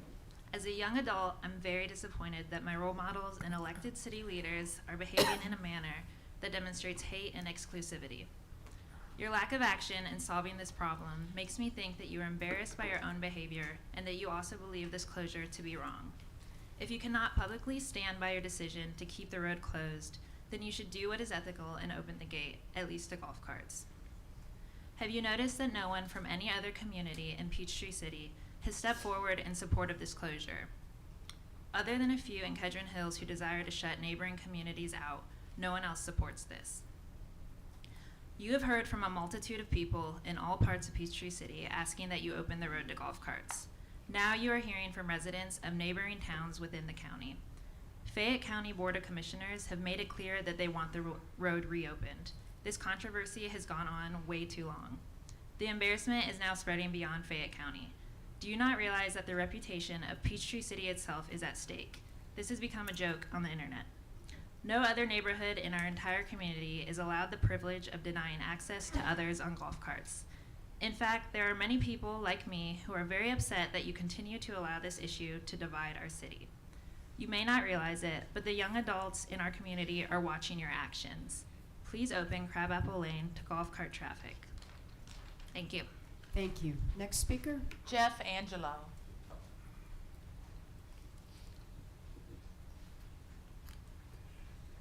Good evening, Council. Good evening, Mayor.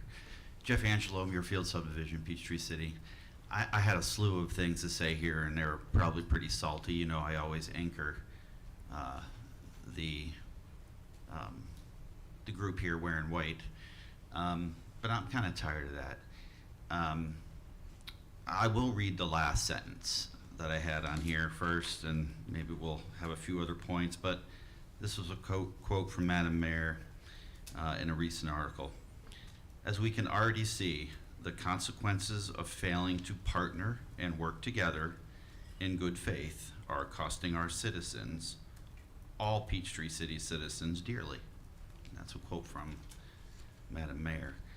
And I think one of the things that is kind of interesting as I sit back and I listen to both sides, and you know, everybody's got good points, and everybody's got an angle, and but what I've come to kind of understand a little bit is, you know, from where you're sitting, you're allowing two groups to kind of go back and forth at it. And there's not a lot of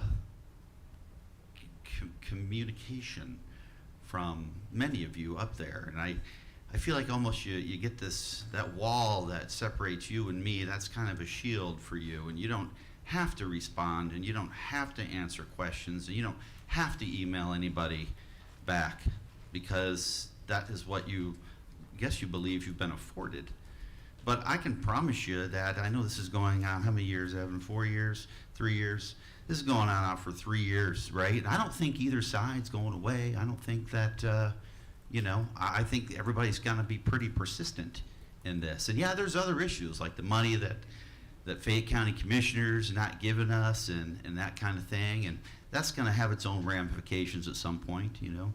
But I think you guys need to do a better job of being communicative about this and being kind of solution-oriented, really, and not letting these two groups, you guys are waiting for one of them just to throw up their hands and say, all right, well, they win because we're tired and we're not going to get up here and speak anymore on the behalf of Crabapple Lane. And I don't think that's going to happen. I think that's going to go on. You've been packing this room for quite some time now. And I'm sure you're getting tired of it. You have to be getting tired of it. And I bet you some of you can't wait for your chair to be up soon because you don't want to deal with this kind of thing anymore. But if you guys are a little bit more communicative and you respond to both sides here and let us know where you stand and offer those solutions and offer that partnership, that beautiful word that we hear thrown around in politics, I'll partner up with everybody here and let's find a way to make this happen, that everybody can. Your time be has satisfied with. expired. Thank you. Thank you for your comment. Thank you. Next speaker. Brianna Corretis. Is this the last speaker, Mayor?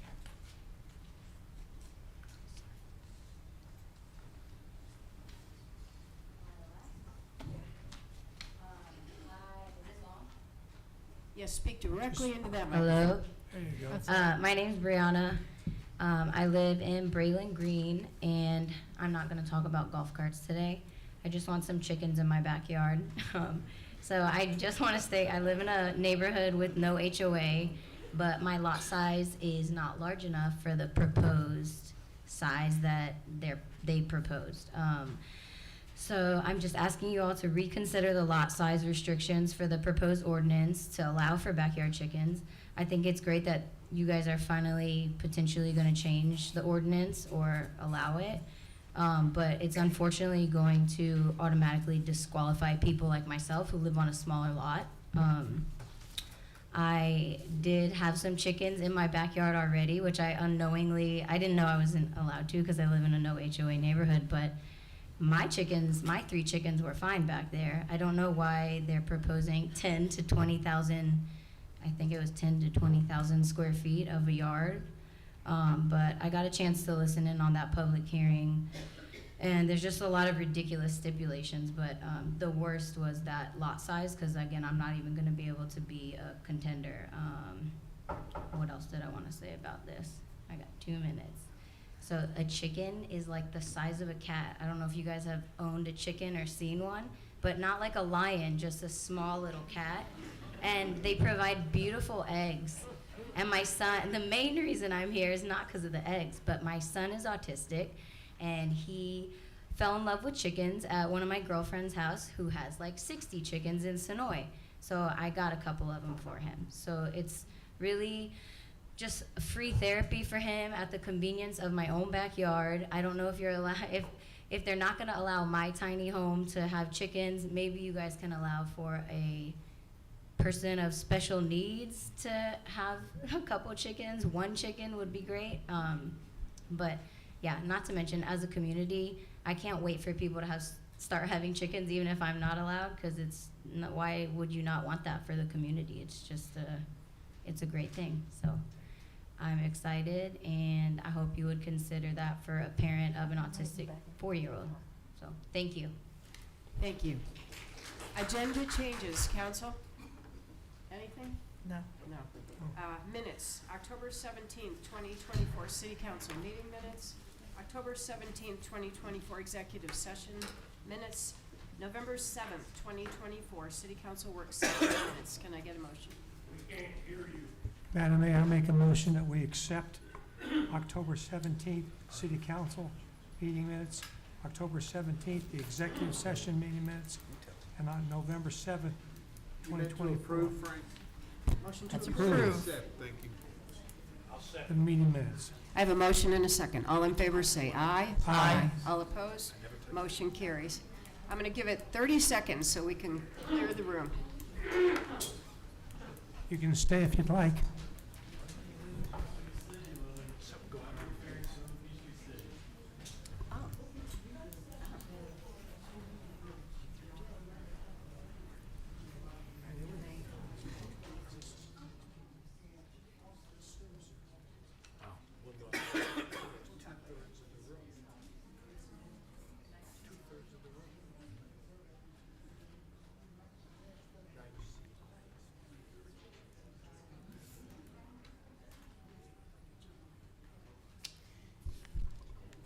City Council, Rather than read into the record every single consent agenda item, the motion I need is to approve consent agenda items A through J. Can I get a motion? Yes, Madam Mayor, I'll make a motion to approve consent items A through J. I'll second it. I have a motion and a second. All in favor say aye. Aye. All opposed? Motion carries. Old agenda items, we have none. New agenda item A, 112402, resolution for a senior property tax exemption. Thank you, Madam Mayor. I don't want to take up too much time. You guys hashed through a good bit of this in the work session 2 weeks ago. Just to summarize a little bit, the city's had a senior homestead property exemption in place for about 20 years. It stayed the same throughout those 20 years. When you adopt it, you can't do a scale, like you can't scale it up to where it changes every year. So what you adopt is flat until the next time you change it. So council gave us the go-ahead to look at options to upping the income threshold from 30,000. We're recommending to change that up to 60,000 for this resolution. And this will go to the state legislator if you adopt tonight. The current value exemption is 5,000, I believe. We recommended during the work session to take that up to 15,000 for a 200% increase. Council, you all talked about taking that up to the 30,000, which will be a 500% increase. And on the table, you can see that in the orange there, that would be around 2,000 people would qualify for that. Currently, about 1,000 qualify under the current income threshold. Justin, this packet is so massive. What page number out of 262 is that? 128. Thank you. Oh yeah, I don't have the page number. Thank you. It I starts have on the one. clickable version where I can go to the sections. Sorry. We need one of those. We have one. I'll show you how to get on it. So this would take it up to about 2,000 people qualifying. The credit value would go from about $30 to $180, and the total cost of the city would go, right now, it's about $2,500 a year. If everybody applied for it, it'd be about $35,000. This would take the total cost of the city to around $352,000 if everyone applied for it and took advantage of this. So that, from the work session, that's where you all ended up. I did include some other figures further down on the table this time based on potentially 70,000, because I think there was a question about that last time. And then also maybe reducing the income threshold down to 50, doing a value exemption of 40, messing with the numbers a little bit just to show you what those would look like. But the way we typed the resolution was where you all ended up last time at the 30 and 60. So I'll take any questions. Thank you. Ms. Brown, would you care to make a motion? Actually, I'd like to enter into discussion first. Let's get a motion in a second, and then we'll have our discussion. Well, I make a motion that we approve the senior property tax exemption, but with modifications.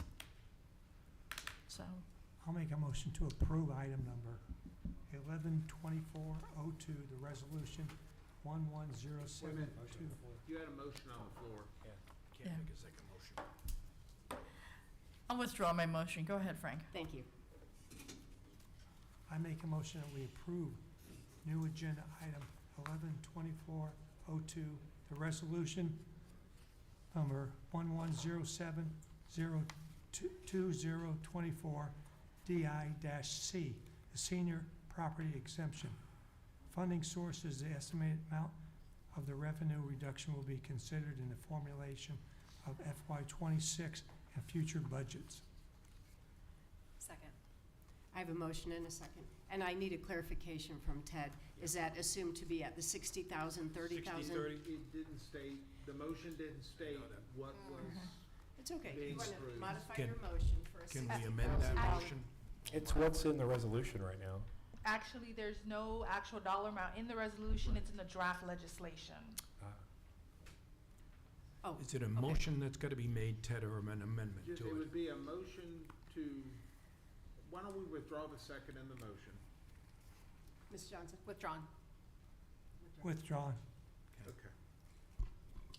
Can I get? Fire away, Mr. The Meeker. motion would be to adopt the resolution as presented in the council packet at the amount stated in the and, yeah, because the resolution incorporates the bill, correct? It has the bill listed as Exhibit A. Okay. Correct. So if there was a motion to adopt the resolution as presented in the council packet, then that would be a specific motion that could be considered. Okay, so moved. So moved. We have two so moved. I'll second it. I have a motion and a second. I'll open this up for discussion. There you go, Suzanne. Okay, actually, there's three minor issues. One is what Brianna spoke about, and actually, isn't this a public hearing? No. No, it's not. I thought this was a public This hearing. is just a new agenda item. My mistake on that one. Okay, so the issue that Brianna brought up, I'd been communicating with her with regard to her special needs child and opening it up for an allowance of smaller lots, which I had put forward to try to get. So we're on Well- new The agenda senior item, the tax senior property exemption. tax. Oh, I am so sorry. It's okay, it's all right. I shuffled my notes the wrong way. It's no problem. Shuffle your notes. Shuffle those notes. We have a motion and a second. Did you want to make any comments about the senior exemption? Yes, about the senior tax exemption, I actually would. I'm going to pass out a more detailed chart. My apologies for everybody. Would you share that? Sorry. I kind of tweaked around with the numbers. And what I'm going to read is actually, as you're looking at that, I'd like to kind of consider, I reassessed, and I'm trying to weigh the pros and cons. And as I said 2 weeks ago, this is kind of like walking on a tightrope, and it's very easy to fall off on one side or the other. We have two parameters that we need to set, and one is the exact amount of the income threshold for the household, and the other is the total value of the exemption. So what I've passed out is kind of like fine-tuning a little bit more. And so as I assess this, to provide a truly meaningful benefit to the seniors in the lower income levels, because they're the ones that are truly suffering. They're the ones I want to help to stay in their homes where they have lived a long, happy, meaningful life here in Peachtree City. To that end, offering the tax exemption to seniors with more than $50,000 household income sounds nice, but that may force us to reduce the amount of tax reduction to the lowest income level households. So it's kind of, everybody has a different opinion, I'm sure, about this with regard to how much is a worthy enough exemption to really make a difference to the senior citizens, and how many do we want, and what kind of a total cost to the city or loss of revenue we're able to tolerate. One of the things that I really want everybody to consider is this, that the reduction of the property tax revenue will probably never see 100% participation.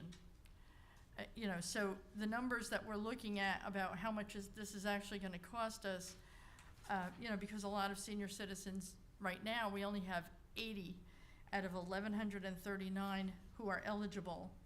And I think that that is associated with the fact that the credit value that they actually get is so low.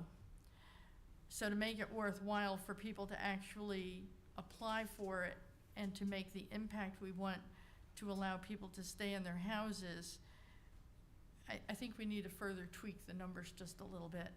I think doing the 60-30, which would give $179.49 to a household with less than a $60,000 income is okay, but I'd rather see them get $239.32, which I highlighted in red. But that, of course, pushes it up to $470,000 of lost revenue. So the only way around that to try to preserve that would be to go to a lower income level. So I'd kind of like to know what everybody else thinks about it and whether or not we need to further tweak the numbers to really have the impact on the seniors that we're trying to help the most. And it's the lowest income levels that we're trying to help the most. Suzanne, there was a motion on the floor to accept the packet. So what do you want to change? You want to change that? The numbers. I'm suggesting that we may change the numbers. So in our last work session, we went through this table. We hashed through this and we did it very purposefully in a work session so we could get input from everybody and figure out where the middle of that balance beam lies. I thought that on that occasion, we were all contributing ideas that $60,000, increasing the income threshold to 60 was completely reasonable, and to allot total value exemption of 30,000 is, what did we say, a 500% increase over what we had before.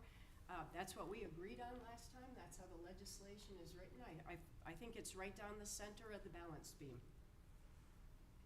I think it's a great idea and a great thing, and we also agreed that we would have some kind of a concerted communications campaign so that we can make sure seniors who qualify for this exemption Know about it. I think that's agree. important, and I think we're there. Well, I was just curious as to whether or not tweaking it to 50,000 and 50,000 or some other number to give a greater impact to the lower levels would be to our advantage. We made it 60. I know, but see, that expands how many people are eligible, which is a great and wonderful thing, but it does provide less money for the lowest income brackets who probably need it the most. The sad reality is, based on the numbers that we have currently, we actually have 1,139 households making less than $30,000 a year, Frank. So my concern is, when we have people living in our city at that income level, is $179 enough for them? They may not even get the full $179 because that's based on a $500,000 house, or appraised value of a house. So we're assuming that they would get that much. They may not get that much. It's all going to be based on what the value of their house is. So, Ms. Johnson? So are you saying is this one up here the well, blue? I'm saying I'd like to be able to provide a bigger reduction in the taxable appraised value of their house than what we're giving. And you're saying the cost to the city would be the 470,000 one? Is that the one? Because Yes. that one has the 60, but it. Yes, that's the one that I'd like to go to, but if the tolerance for the $470,000 loss of revenue is not good, then, then that So you're becomes a looking problem. at Can- the 50 up here then, is that right? On the chart? Let me hear from the city manager. I just want to, with these numbers, so just to kind of put it in perspective of like percentages off of the tax bill, what you're proposing, what's written for in there tonight would, on an average house in Peachtree, and sorry my voice is froggy, for an average house in Peachtree City, 500,000, Right. around there, the tax bill, if they meet the criteria and they're able to get this, it would reduce their tax bill by about 20% of the Peachtree City portion, not your entire tax bill, the Peachtree City portion. If you changed it to the 60/40, it would take it up to about 25%. So you're talking a difference between like 20 and 25% off. But the cost of the city jumps if everyone takes it. I think when we discussed this, what we decided on at the time was the highest threshold, and we're talking about, walking a tightrope, and I feel like what we came up with in our work session was good. And the fact that it's a 500% increase, I think it brings us, up from where we were in the past and carries us into the future quite a bit. you know, I don't know what those perfect numbers are, but I do feel good about what we discussed. So I'm in support of what's in our packet. I agree with you, Laura. I'd like to make some comments if the council will allow me. Address your Last time- comments to the Yep, mayor. I know I will. I will tell you, last time I was here, what I said was, I think the threshold level is too low, since we're gonna be 20 years before we do this again, probably, like it was last time. We need to take into effect what the normal people are making on the low end of the spectrum here, if I can call it that. I would say if you got a job at McDonald's or a local restaurant, you're gonna be making $30,000 to $40,000, maybe $45,000 a year. If two of you get out and work, you might just make the $70,000 threshold. And that's gonna be pretty low. Address your comments to the mayor. I'm thinking out loud here, Mayor. And honestly, I think it really needs to go, the threshold, not the exemption, but the threshold to capture those people who do not have good income needs to go to $70,000, because it's going to be not only today, but it may be many, many years before this comes up again. And we need to take care of those people who are not on, you know, they may be on Social Security, or they're on some small retirement. This is a big number for them, because it will jump from, let me make sure I get my numbers right, it'll jump from, it'll jump up to $179 per person, but we'll now capture almost 900 more people in our city that can be able to use this exemption. And the exemption stays the same at $30,000. But I think the income level needs to go up to $70,000. Think about that. Someone working at McDonald's and then someone working at another small job like Cynthia was talking about, they need help. Let's get them included in this. Let's get them a little bit of a tax break. I know it costs more money, Madam Mayor. It's $518,000, but I would opine that that should be the number and not 60-30. It should be 70-30. All right. The motion on the table is 60-30. This is a credit value to our citizens of $179.49. All in favor, say aye. Aye. All opposed? No. Motion carries 3-2. Thank you. New agenda item B, 112403, ordinance 1231, Recreation Advisory Group. Justin Strickland. Thank you, Madam Mayor. So this was talked about at the work session as well. The Recreation Advisory Committee is already in the ordinance, already on the books. We have not actually had one established since before my time here, so over 4 years. We're looking at bringing this group back. This will be the second kind of advisory group that we establish. This one's re-establishing. We did the transportation group a few months ago. That group has already been formed and met a few times. So they're starting to kind of fill their role, and I think it's going to work well. So we're looking to do a similar ordinance rewrite and bring a recreation advisory group on board. This would be composed of 7 volunteer residents with 3-year terms, staggering those terms for the first 3 years,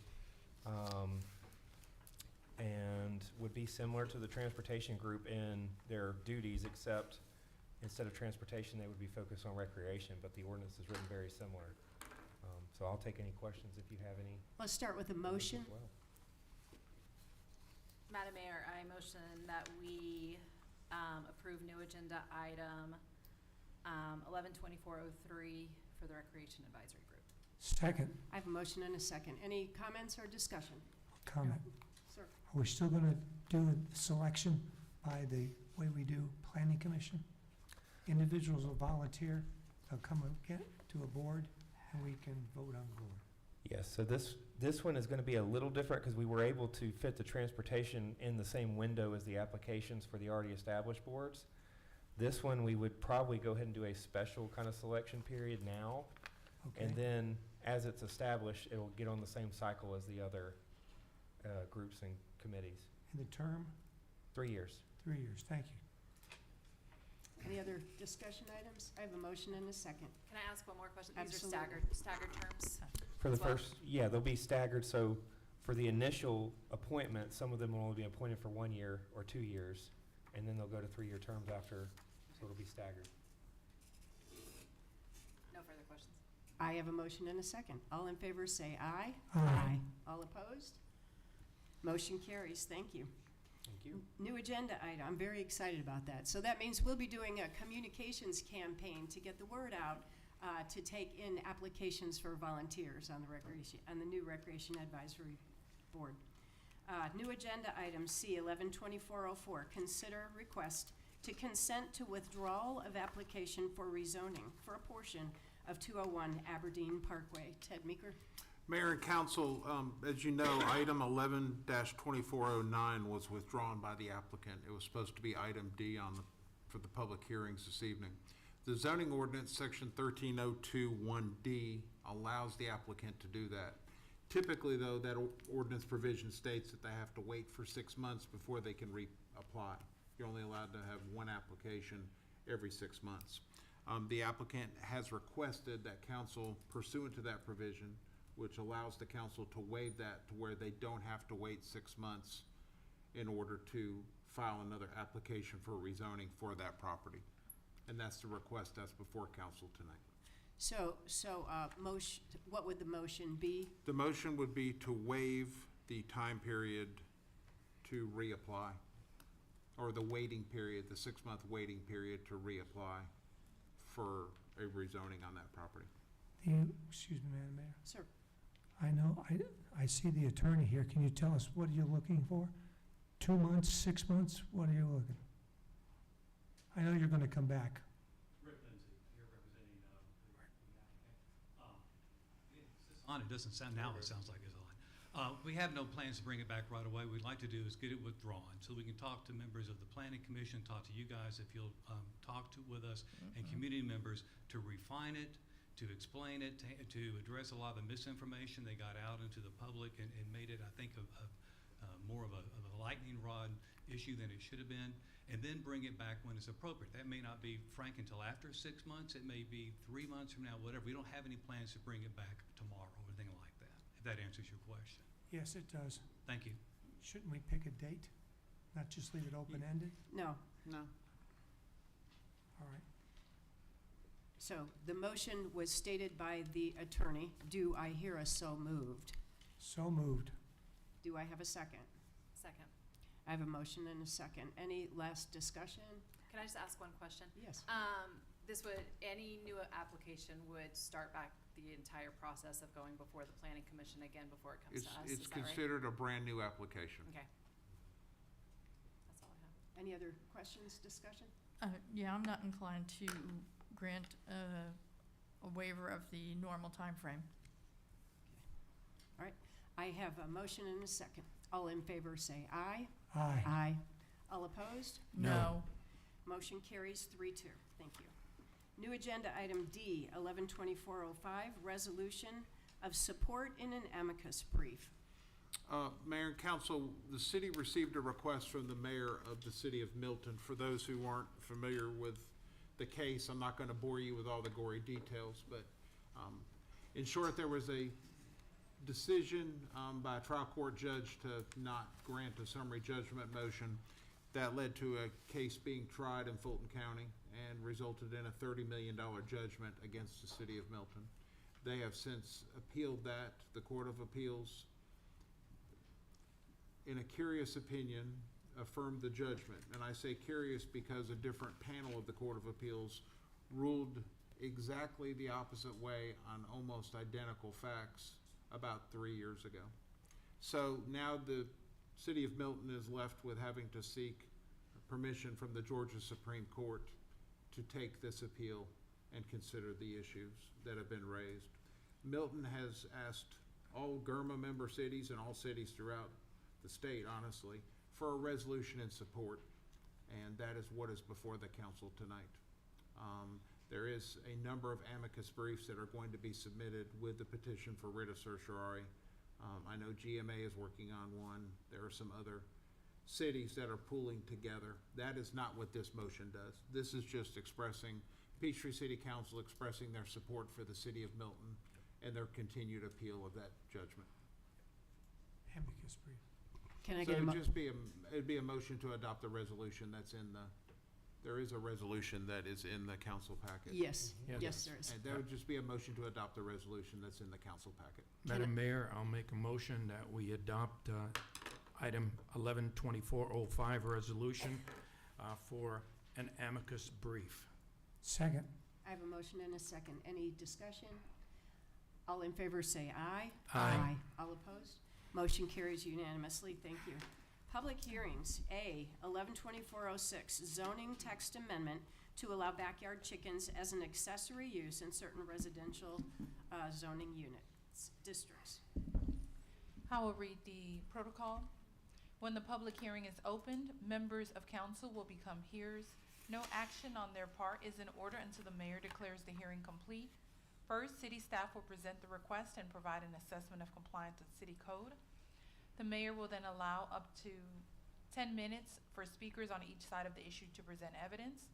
No individual members of the public will be given more than 5 minutes to speak. Time limits may only be extended by a majority vote of council and will be divided equally between those supporting and those opposing the issue. 2, the mayor will recognize the applicant and those supporting the issue to present evidence. Remarks will be limited to a total of 10 minutes. The mayor will then recognize those opposing the issue to present evidence for up to 10 minutes. Prior to closing the public hearing, city staff and the public will be given the opportunity to ask questions of either or both sides of the issue. When the mayor and council are assured that the presentation of evidence is complete, the public hearing shall be ended and the council may then debate the issue and render a decision. All speakers from the public are asked to follow these rules. 1, please wait to be recognized by the mayor. 2, come to the microphone and state your name and neighborhood prior to making remarks. 3, keep individual remarks under 5 minutes and do not repeat comments. And 4, address all comments to the mayor. Thank you. Thank you. Staff? Can you pull up the presentation, please?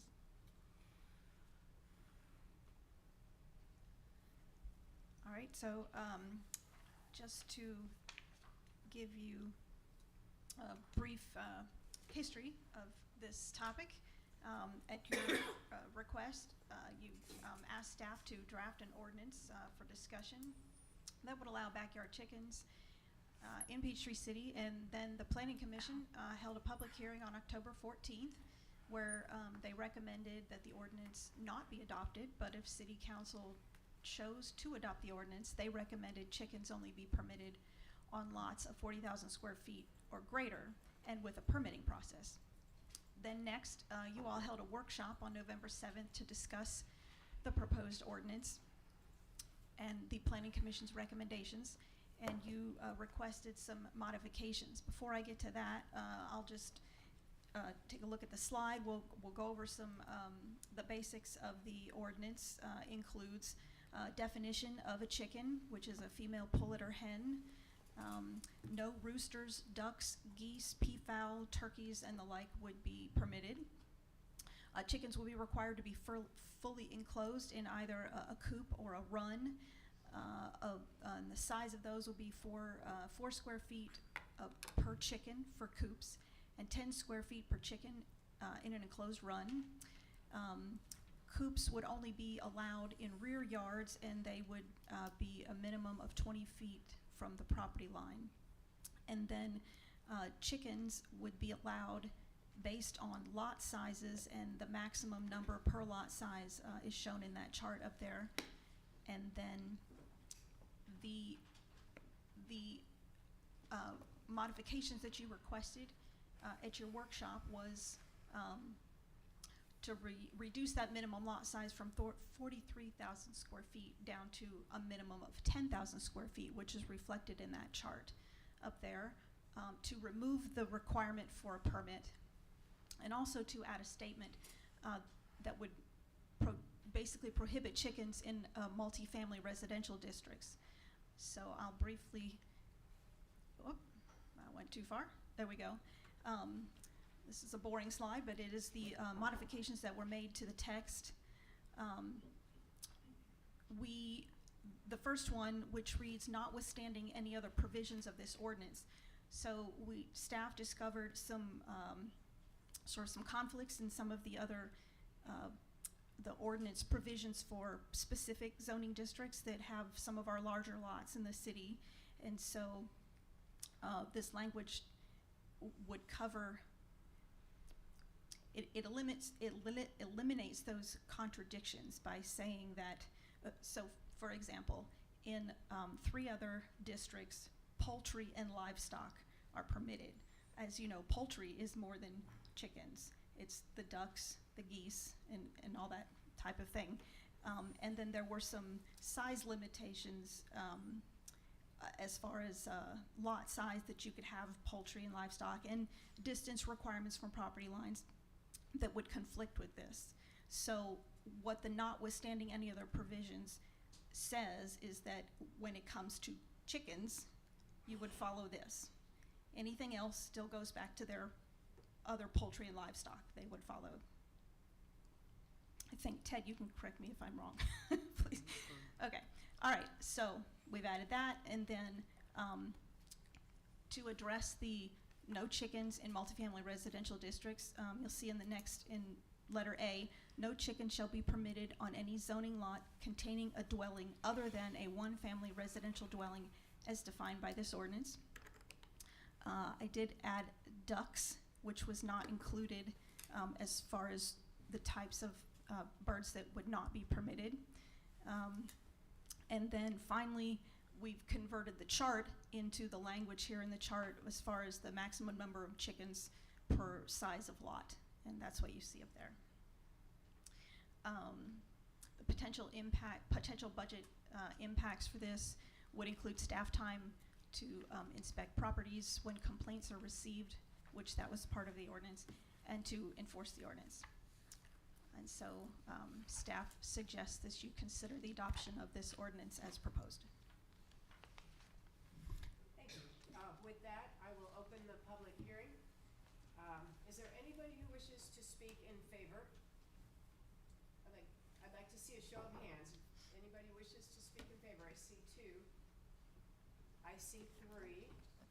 All right, we have 10 minutes total for those who wish to speak in favor.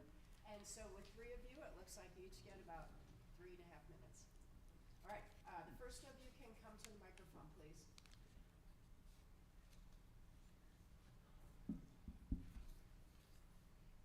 And if you would start with your name and your address. Hi, I'm Terry Thompson, and my address is 300 Forreston Place. And I'm just here today to say that I'm in favor of this proposal, and have a very special reason why. I'm a mother of 3 and a grandmother of 2, and of us, we have many allergies and autoimmune issues, and getting eggs from the store is not an option for us. We have to get them bought special. So what I mean by that is we have to know exactly what the chicken is fed, all the way down to its feed, what kind of scraps it gets.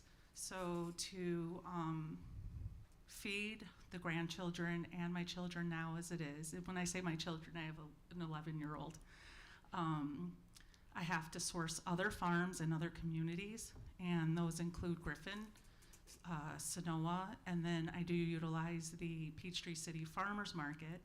But in cases where maybe that particular farmer isn't there that day, or they have a lack of egg production for weather reasons, whatever the case may be, it leaves me without having protein for my kid. So it's really important that I am allowed on my lot to have a couple chickens so that I don't have to have all these worries that most people don't understand. When it comes to a chicken, like the other person that talked earlier said, they're not that big. They don't cause any kind of loud sounds like a dog barking. They don't smell. They're really another pet of the home. You can name them. They have all their own personalities.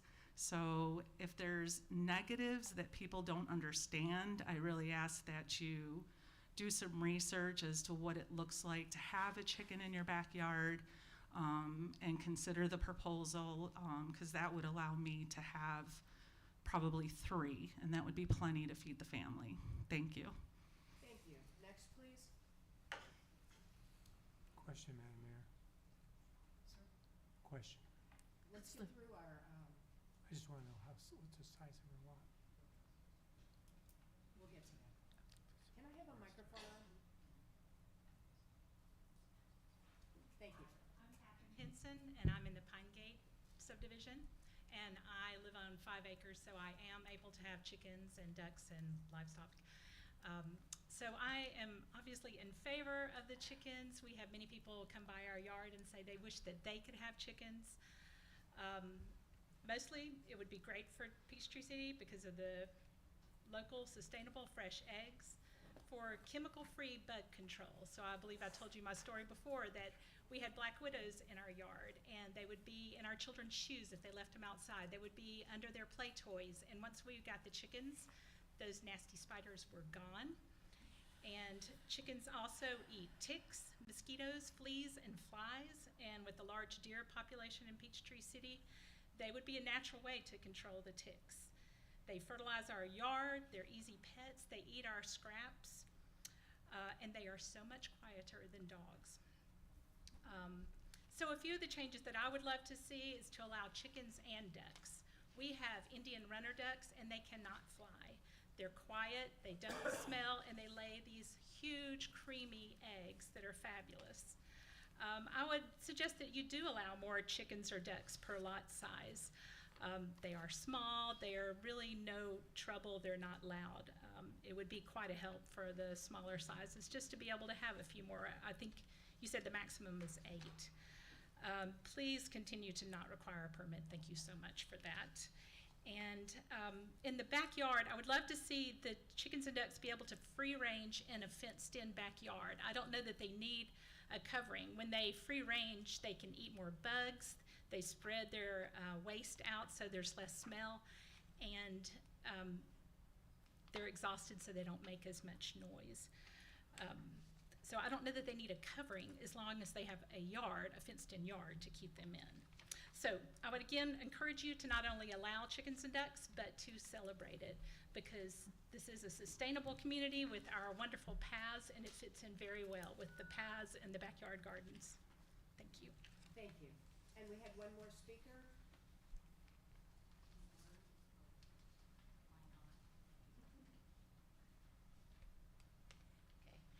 I actually looked up my lot size. I'm like right under 10,000 feet, but I would also agree with the not keeping them fenced in all the time, because it's kind of like animal abuse almost. So as long as there's like a 10-foot fence, there should be no problem, because I'm sure she puts her chickens back in the coop at night to prevent predators from coming and eating them. So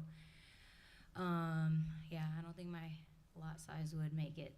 So if you could change it, that would be great, but thank you. Thank you. With that, I'd like to know how many people wish to speak in opposition. 1, 2, 3. All right, the first of you can, oh, I have 3. I see, so 3.5 minutes each, and the first of you can go ahead and take the microphone.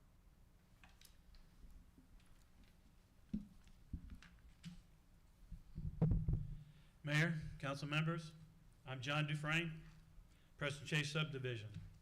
You should disapprove the proposed amendment because a chicken coop is not an incidental or subordinate structure to a principal single-family residential home in a suburban community. It's also the wrong way to allow chickens in residential districts where they are not a permitted use. Appendix A, Section 801, addresses the use of land or building. Section 801.1 states, no land or building shall be used unless in conformity with all the regulations of the zoning district in which it is or will be located. The word shall is mandatory by law.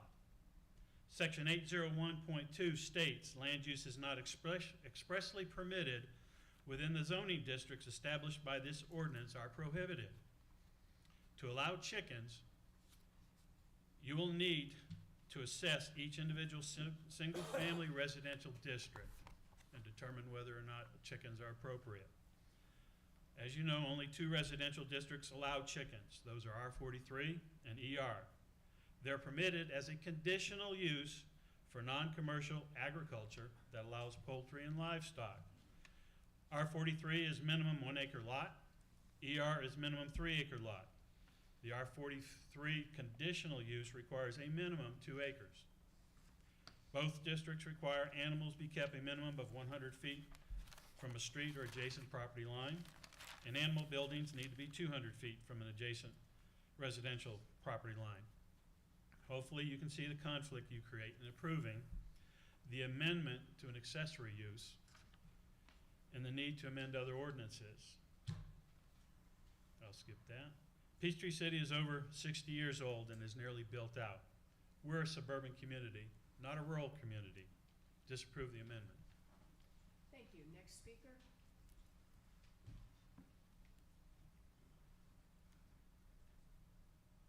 Hey everyone, my name is Sima OBC. I live in Berlin Green.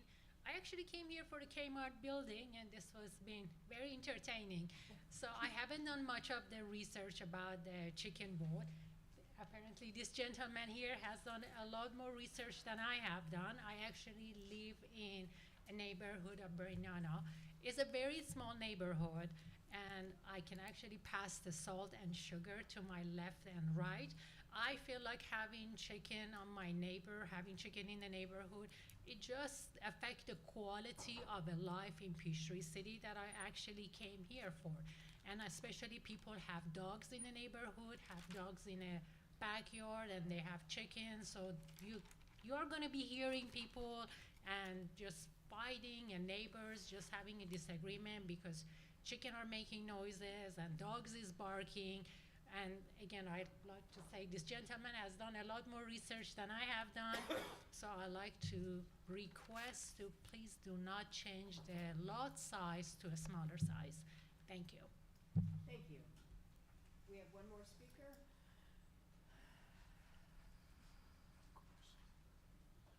Good evening, Mayor, Council. Keith Larson. I live in Sandown Creek in Peachtree City. I'm not opposed to the overall idea of backyard chickens. I am, however, concerned about some proposed or discussion of modifications to what you've proposed today. And this is where I'm going to go down this path. The first is the concept of mi casa, su casa. Your chickens, my chickens. I'm sorry, I don't want your chickens in my yard, okay? So there's no penalty, no chicken police. Right now in social media, we already have discussion of free-range chickens on Robinson Road. Okay, so how are we gonna deal with your chickens in my yard? I'm just gonna toss that out to you, and I'm sure Animal Control in Fayette County, who does that service for you, is not interested in ranging up somebody else's loose chickens. The second thing is ducks. I have a friend who had a house right outside Peachtree City. When he moved in the house, it had a duck pond in the back. Someone had made an enclosure for ducks. Those ducks love water, so people, if they introduce ducks in their backyard, are gonna want a little water feature. Guess what else loves those little water features? Frogs. What eats frogs? Copperhead snakes. How many of you want your neighbor to start having a nice habitat attracting copperhead snakes that's now gonna slither uncontrolled, there's no fence gonna hold them, into your yard with your kids, with your dogs and pets? So please do not entertain modification of your text to include ducks because of unintended consequences of habitating the ducks. Thank you. Thank you. And with that, I'll close the public hearing. Council? I just have one question for the first woman that spoke.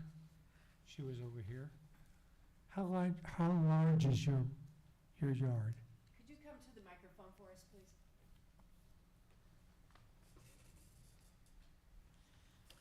.50 acres is. Thank you. 0.50 acres. Yeah. Thank you.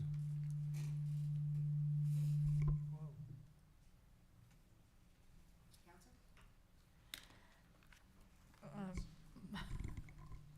In addition to the public comments that have come out, one of the things that I did was I reached out to the extension office and did hear back from the 4-H coordinator that they'd be more than happy to see chickens allowed in Peachtree City because they do chicken clubs, and it's a great and wonderful project for 4-H members to learn and understand standards used in poultry and egg production and marketing, and to apply the standards in a realistic decision-making situation, develop the techniques of logical, accurate decision-making, learn to recognize reasons for decisions, and develop the ability to express reasons orally, and thereby acquire the skills of decision-making, critical thinking, and problem-solving, and to develop leadership abilities, build character, assume citizenship responsibilities, and develop skills, knowledge, and attitudes for lifelong use. And that's just an additional benefit if we put the chicken ordinance in place, which I hope we do.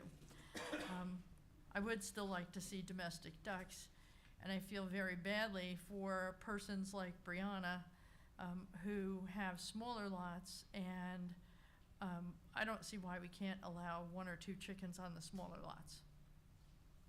That's my comments. It's an interesting debate. There I go again. Operator error. It's an interesting debate. I am very surprised that the in favor and the opposition has really been 50-50. We've had some emails. Some people came out of the woodwork to say, please oppose this. This isn't the culture that we want in Peachtree City. I kind of came into the whole conversation thinking, sure, what's the harm? And small lots would be fine.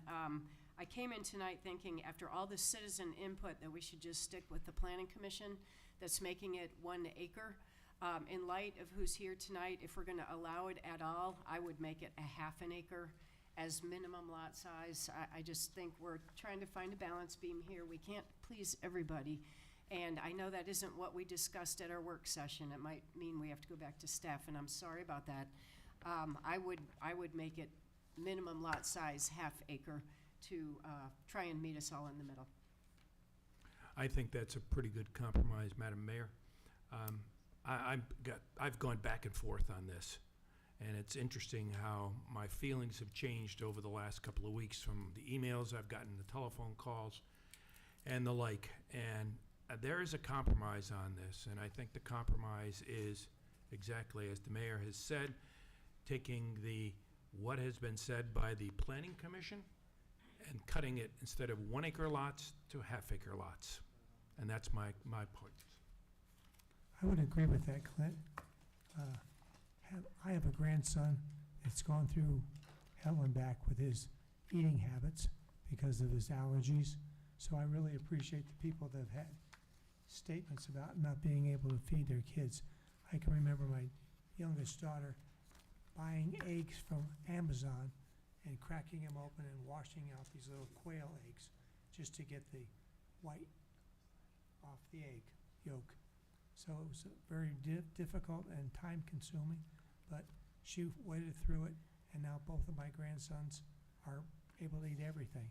So good on the fact that science is doing a great deal of it.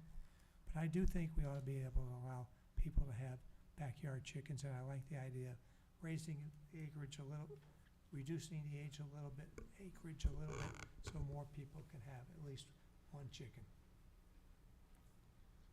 Wait a minute, Frank. Qualify that. Are you saying we should go with what is in the ordinance right now, the way it's written? No, I think we ought to reduce it the way the mayor said, the acreage. Reduce it? Increase the threshold. You mean so that only people with an acre, she suggested that only people with an acre. Half acre. 1/2 acre, she said. I think, didn't you say? I said 1/2 acre. Yeah, I disagree completely, because I think that what the staff proposed, as I said last time, is okay with me. I would like to change it so that people with smaller lots could have them, but I think an acre or a 1/2 acre is a ridiculous size requirement of a lot just to have backyard chickens. thank you for your comment. Ms. Johnson, do you want to weigh in? Yes, please. So I think since we discussed this last, I've been kind of surprised by the amount of opposition that I've received to this. So I kind of came in here tonight with a changed opinion of we need to probably go back to what the planning commission said, considering that they did that unanimously with the caveat of if it's allowed to go to 1 acre. If there are 3 people on this council that say it can go to half an acre, that sounds like the way things are leading. And I can support that, so it sounds like we have to go back to staff to rewrite this. You Is that don't. right? Oh, we don't? No. You would change paragraph D from 10,000 square feet to 22,000 square feet. You'd eliminate the first 3 paragraphs under E, 1, 2, and 3. You'd keep the last 2. Lot size 22,000 square feet to 42,999 square feet. And then paragraph V, you'd keep that one. But basically, you'd change D, you'd eliminate items 1, 2, and 3 under paragraph E. And you'll form that motion for us? If that's what council wants me to do. You've done a great job with the math. I think four of us wanted. I think so. I would just round the numbers instead of all the ones you've got in there, Ted. I would say 20,000 square feet and larger. What's a half acre? Half acre is 22,200 and. It's 21,780. There you go. See that? There So you I go. was saying, just make it down to 20,000 square feet is a nice round number. And that's up to the council to see if there's any consensus. That's fine, if that works, that's fine. All right, so the motion would be to approve the ordinance as presented with the following changes. Subparagraph D, the minimum lot size shall be increased to 20,000 from 10,000. Then you would eliminate under paragraph E, items 1, 2, and 3. Picking up on item 4, it would be a lot size of 20,000 square feet to 42,999 square feet, up to 8 chickens, and then paragraph 5 would remain as written. Can I get that motion? So moved. Can I get a second? Second. I have a motion and a second. All in favor say aye. Aye. All opposed? Motion carries. Thank you. Public hearing B, 112407, special use permit request for 400 Crosstown Drive. Can you put the staff presentation back up first, please? Thank you.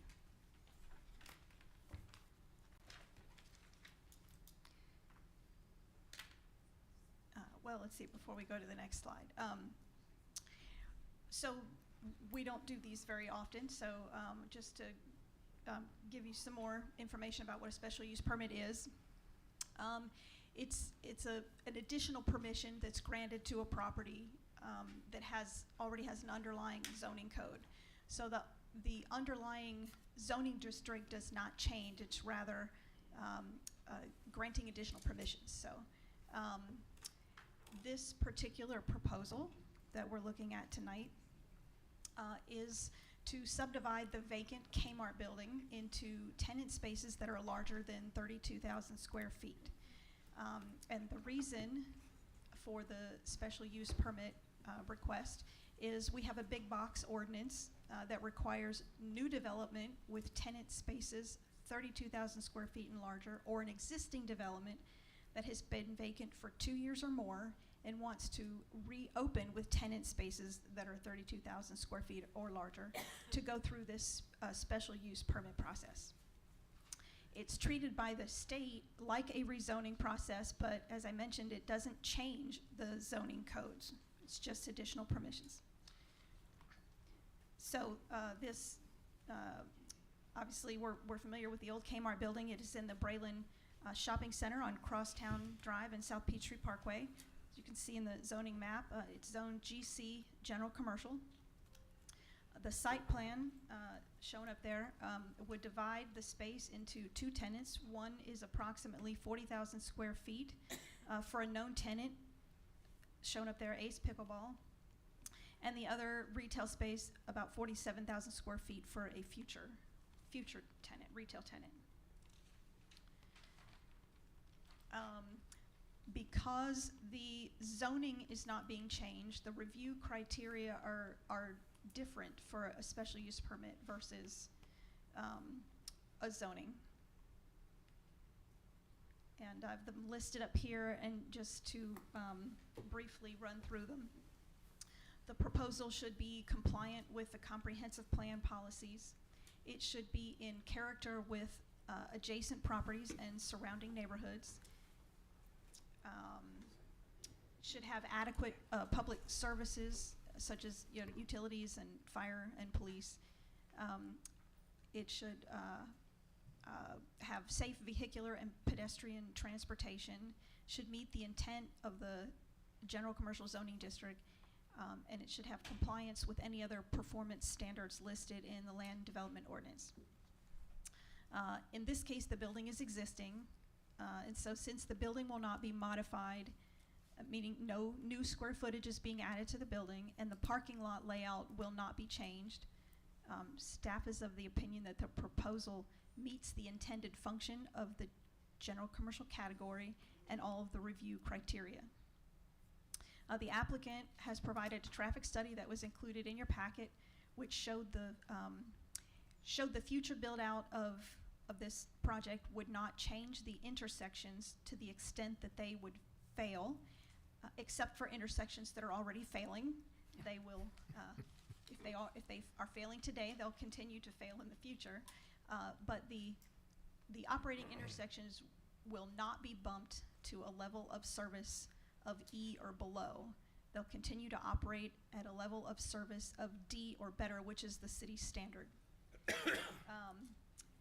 I don't have any more information on what those levels are, but if the city engineer is still here, he might be able to elaborate. So therefore, they are providing safe and convenient vehicular operations. The Planning Commission held a public hearing at their October 28th meeting, and at that meeting, the commissioners voted unanimously to recommend approval of the request, and they did not have any conditions. So let's see.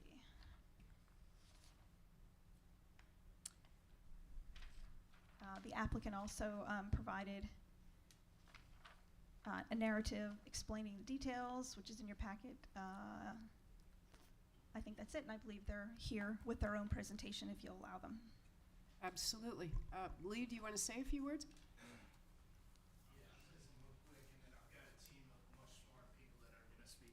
But anyway, good evening, everybody. Thanks for having us here tonight. I've been coming to Peachtree City. Kimco has owned the shopping center since 2018. And you can lift that microphone up a little bit. Straighten it up. All right. There we go. Anyway, Kmart's been vacant now for 5 years, and we've had some pretty grand plans of what we've wanted to do with the shopping center, and just over time and with a lot of community feedback, I think we've come up with a really great solution here in Ace Pickleball. So, Lanny, you want to come up and give a little more detail? Okay.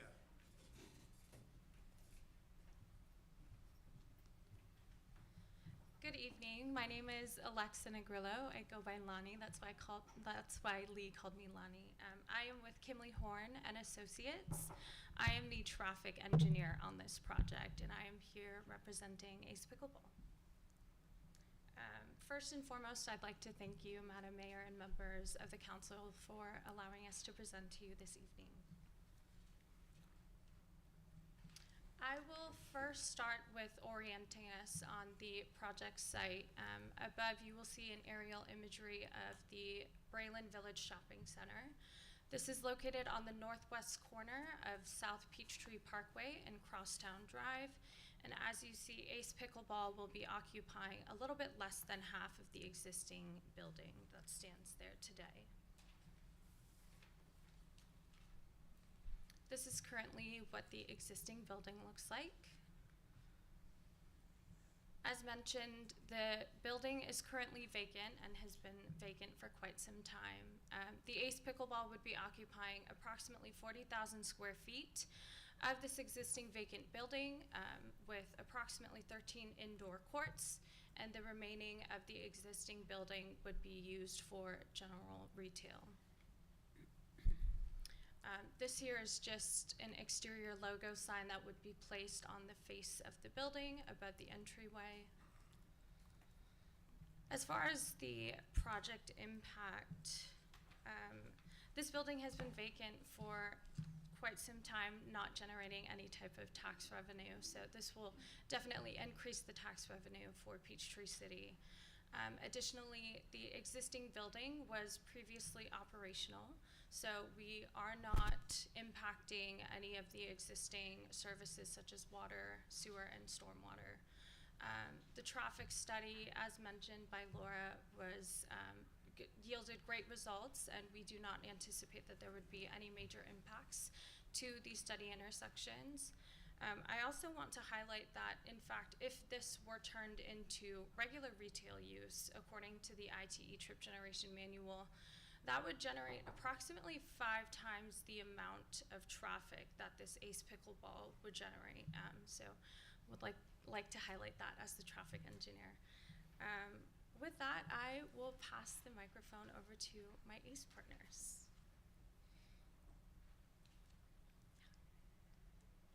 Good evening. Thanks for having us, Madam Mayor and Council. I am Madison Walls from the ACE Pickleball corporate team.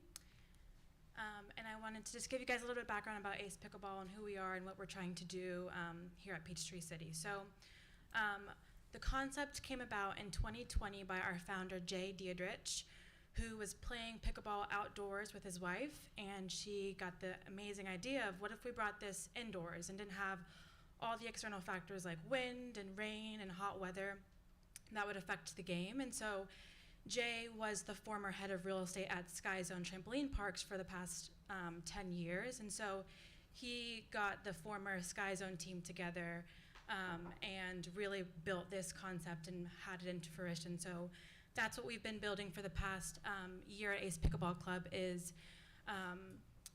really harping into that community aspect. And we plan on having 15 clubs across the nation open and operating by the end of this year. And we're currently at least at 25 locations right now.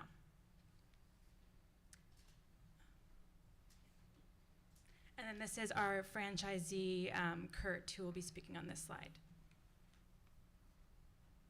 Good evening. Thank you for this opportunity to speak.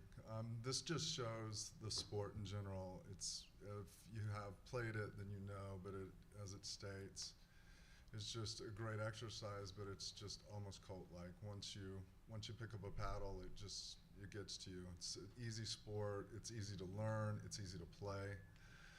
As an avid tennis player, since I've started pickleball, I haven't touched my tennis racket in over a year. So it just goes to show you what happens and how much fun it is.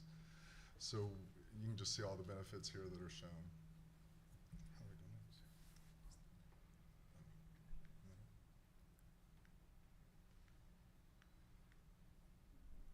This one. Bueller.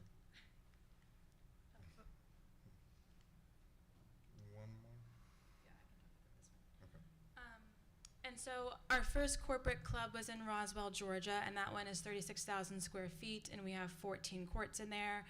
And this is just kind of showing the interior photos of that club. That has been, I live in Sandy Springs, so that's pretty close to where I am, but seeing the community and the culture that's built there is one of the best things. And honestly, our thesis here at ACE Pickleball Club is creating that third place for people. You have your home, then you have your work, and then having that third place of community and culture that you can go to and meet people within your city and really just have that place of just your third almost home. So that's really what we're trying to do across the nation, and that's kind of what we're just trying to build at ACE Pickleball Club. And then this just shows our pipeline of what's coming across the nation. And then just providing an overview, it's just, as you can see, these are just some of the highlights that you'll have. It's a climate-controlled environment. It'll have the ability for you to buy the needs that you need, rackets, tape, etc. At no additional cost. Refreshments are part of the package. We also have community spaces and private rooms for events that will be part of the environment. And then just the experience, it just allows you to come in and play when you want. There's no wait list, unlimited play with membership, and then drop-in passes for others that want to join the current members. Some of the other things that ACE has just done over the first year is just their ability of improvement. We've, just watched the fencing that you see here. The original run of fencing just wasn't good enough, and the franchisor took the time to improve upon it, shut the place down for 2 days, and replace it all in the first year to make sure that that experience was safe and better. They're doing that with the ability to keep score with a tablet inside the court, because it is a noisy environment, as you know, and one of the reasons why it's so successful in moving inside versus outside in your communities, because it can be very disruptive depending on where those courts are in neighborhoods and other places. And then, as you can see, also the play site cameras to record your play so you can see and get better. We also provide clinics as part of that experience, as part of your membership, ball machine, etc. So just a great environment to come with like-minded people and have a great experience. And these are just some pictures of what it would look like. And this is the Roswell location. So that's the entrance. This is a mezzanine that is at the Roswell location that is raised that we won't have at our location. This is the entrance.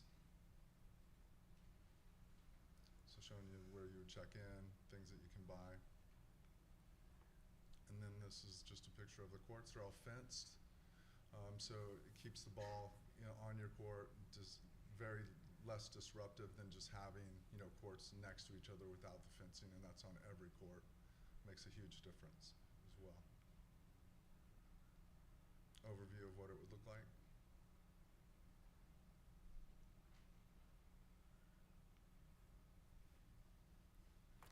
All right, thank you. Thank you. Thank you.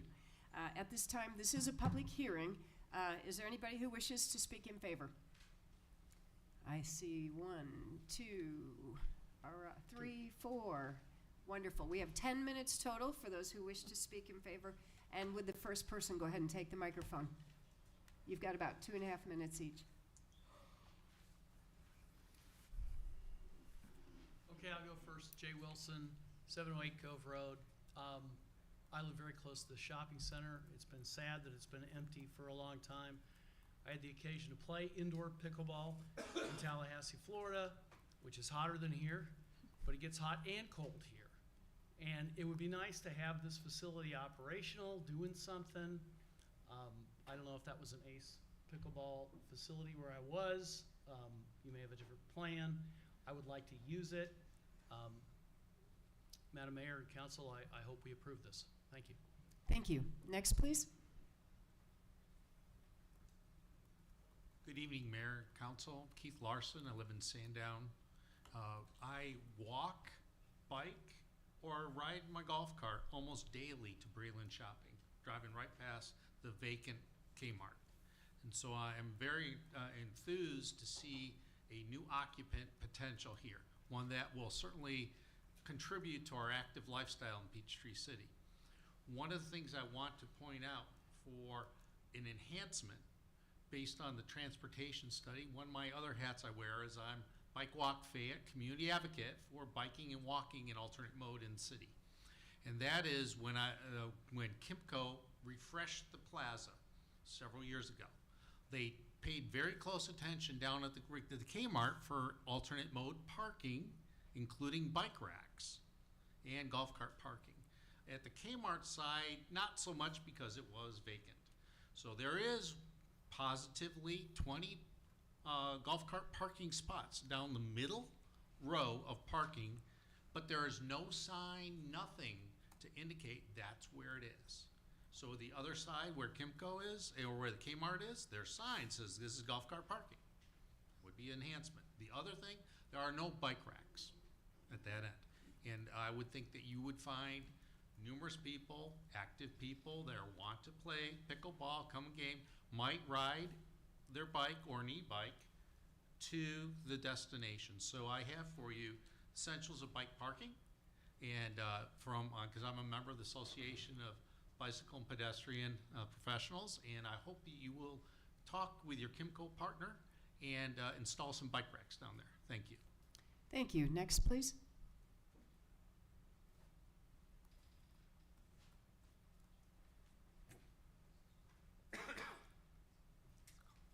Ralph Hale. I live in Crabapple Woods. I don't play pickleball, but I know it's very popular and growing. The main thing is, I think at Kmart, I'd like to see them back, but they're not coming back. But it's a positive thing to do something like this and get it active in there again. It would be really great if they took up the whole building. But I think it's a good idea. Thank you. Thank you. Next, please. It's been said. Okay. Are you sure? We'll ask those questions. Is there anyone else who wishes to speak in favor?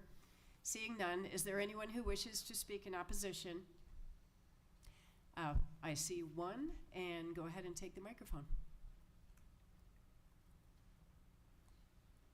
You have 5 minutes. Yeah. Thank you. Blake Hayes, Glenlock area. Before I get jumped on by the pro pickleball folks, I just want to point out I'm speaking in opposition to the provision as stated here. In other words, kind of like Mr. Larson said, I have an enhancement that I want to see put on this, basically. So one of the criteria that you will be considering when deciding to grant this or not is the provision of safe and convenient vehicular, pedestrian, bicycle, and alternate modes of transportation. So mine's about transportation, and it relates to that. Specifically, there's a couple of areas on the property that's being looked at. Potentially the entire property, but at a minimum, the site that's being considered for this permit specifically that are not in compliance with the Manual on Uniform Traffic Control Devices, or MUTSID. Now, your city engineer, Public Works, Justin can tell you a little bit about this. He knows I care a lot about the MUTSID and following it. I know the engineer for this project probably does too. Now, the manual does apply to private property. It applies to any roadway that is open to the public for vehicular travel. That includes shopping centers and that nature. But it can be difficult to get those standards applied, except for when they come up for some sort of zoning or permit request where you can apply that on them. So bottom line up front, what I would like to ask, and the city attorney can help with this, is basically just a condition that they comply with all federal and state traffic law as it currently exists. In particular, just to go into the context of what I'm concerned about, there are several signs throughout the property that say, that are yield here to pedestrian signs. Georgia state law is actually stop here for pedestrian signs. So those should be changed to the appropriate signs to reflect the underlying state law that drivers of vehicles are required to stop for pedestrians and remain stopped, not merely yield to them. The difference is a yield condition. If a pedestrian's walking and you don't hit them, you're fine. Stop, on the other hand, means stop. The other specific concern that I have is related to the area that they have marked in their plan as driveway 4. This is the driveway that is off of South Peachtree Parkway. Coming into it, you turn into a right there. I believe the intent of that specific intersection was to basically be a 3-way stop. It's common in mall, shopping area type things like that, including at the near Plantera where the Walmart and Home Depot are. That's a 3-way stop. You don't stop when you're entering, but other directions do. However, that intersection in the subject property is signed incorrectly. As it is, one direction has a stop line with no stop sign at all, which is not enforceable. You have to have the sign, the markings are additional. The second piece of that is 3 of the sides have stop signs, which is correct, that's what you want. The other piece has a yield sign, and that's not permitted. The Manual on Uniform Traffic Control Devices specifically prohibits the use of yield signs and stop signs on conflicting approaches because of the potential for driver confusion. Because yield means yield, and stop means stop, then yield. So if you're turning left and there's somebody at the stop sign across from you, who goes first? It's not clear, because you're supposed to yield, and they're also supposed to yield to you. So that's why if you want it to be a true 3-way stop, the correct answer is stop, stop, stop, nothing, not stop, stop, stop, yield. So like I said, the request would basically be, as a condition of granting this permit, that they follow all applicable federal and state traffic laws. And that's what I think you should do in this request. Thank you. Thank you. Is there anyone else who wishes to speak in opposition? Hearing none, I hereby close the public hearing. Council? Madam Mayor, all I can say is about time, and thank you, Kimco, and thank you, ACE. I think these are great opportunities. This is a great opportunity for the city. Direct your comments to the mayor. I think it's direct, made me lose my train of thought. I think it's a wonderful idea to have it here. I do believe, though, that some of the issues here really need to go to the Planning Commission. That's been brought up tonight. And we should probably have this thing, if we're able to approve it, and I'm certainly in favor of it, is send it to the Planning Commission for the next look at some of the things that need to be done there, like the traffic signs and other things that are involving the building. That would be my suggestion to the council. Thank you. And anybody else? Yes, sir. I am personally very tired of hearing about pickleball. I mean, we've gone through everything you can imagine, where to put it, how to change it, what to do with it. And you're not the first one that came up with Kmart, by the way. Kmart has been the mayor's first choice for pickleball, well, like, as long as I can remember. She even came up with chicken and pickleball, which was another way of looking at using Kmart. I think we've got a significant number of pickleball players in Peachtree City. You're not going to have any problems. Last time I knew, we had like 900 pickleball people, that many of which are my friends. I don't play pickleball. Obviously, I've got some problems, but I would like to learn and play pickleball. Not right away, but bottom line is I think it's great that you're coming here. The only thing I've heard is that people were complaining that you couldn't hit the ball high enough in the old Kmart, so that kind of died. It's an ugly death. So I guess you guys have decided you can hit the ball high enough in that Kmart. Good. I'm glad we're going to get a use out of Kimco getting over there. I agree with Clint that we need to go through the Planning Commission on traffic and parking. Both were mentioned here tonight. So I think that we really need to get Planning Commission involved, and maybe even the Recreation Committee. But nevertheless, I think it's a great idea, and I welcome you to Peachtree City. If I may, this has already gone to the Planning Commission. I have a couple questions for the applicant here, and my questions are, how soon can this come in? How many courts will there be? Is there food and concessions? And then how are you managing the ceiling height? Is there someone who can answer those questions for us?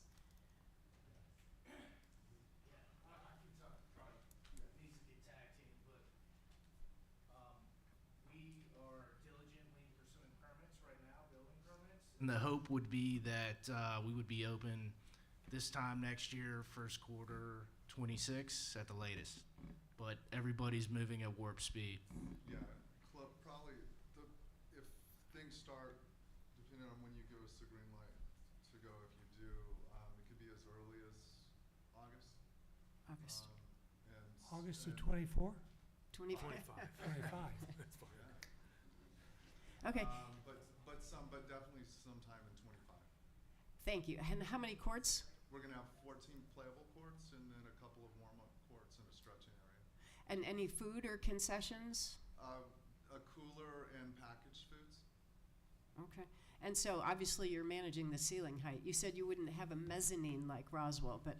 Correct, yeah. That was just based on that location. We're gonna have heights anywhere from almost 19 feet in the front to almost 17 in the back will be our lowest. And so we're putting the base of play. We'll be picking the courts in the back for people that typically aren't going to be lobbying as much, which would be your beginners for the most part. So those will be our 2.530 courts, and then the expert courts will be courts up front where they would take advantage of the height with people that do a lot more lobbying. All right, thank you. Can I get an opinion from you, Ted, as to the need to go back to the planning commission? All we need to do is follow the law on our traffic control. We don't, It's on we've private been to the property. planning commission, yeah, we've Yeah, been to the it's- planning commission. I don't know that they're, and that's what I was asking John about, in terms of what the next phase is about the planning commission. They're not changing the site plan.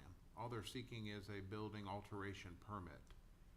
I think typically when you change the site plan, and John, you correct me if I'm not stating this accurately, but if they were changing entrances, if they're changing layouts and curbs and drives and so forth, that would trigger an update to all of the regulations that were referred to. Other than that, it reverts back to what the regulations were at the time it was originally approved. Now, I certainly think from a traffic safety standpoint, some of the issues that were raised would be best course of action for the property owner, but I don't know that there's going to be any planning commission review other than what's been done already. Okay, thank you. And Lee, did you have something to add to that? Yeah, I just want to add that we're more than happy to coordinate any of those improvements that need to be made. All very good points, and we're all about safety, so we're happy to implement any of those improvements outside of this process. Thank you. Any other comments, questions? Yeah, I'll be more than happy if you fix the stop sign issue, because I go through that intersection multiple times a week. But I truly believe that because it is private property, it doesn't need to go back to the planning commission, they just need to fix it. It's not out on the city streets, so it's not really where we would necessarily have to get involved. It Other than shouldn't that- stop us. Other than that, I think if you need additional help, I'm sure we have one or two people who are still here who'd be more than happy to help you do the construction. To move things along. Yeah, anything to advance the pace, I'm sure. So, Thank you. Ms. Johnson, anything? I don't have any other thoughts than what have already been expressed. I would be in support of this. Can I get a motion? Madam Mayor, I'd like to make a motion as described for the special use permit, item 112407, for the 400 Crosstown Drive, and I'd like that to be approved. Now, do we have to have any special amendments or No. things that we've spoken about on this? No? Okay. As stated. Second. I have a motion and a second. All in favor, say aye. Aye. All opposed? Motion carries. Yay. Unanimous. Can we turn around when we, as part of this, make sure that we're not gonna have any residential? Do what now? Public hearing. Public hearing C, 112408, variance request for 516 Pine Circle. Could I get the public hearing? Oh, there it is.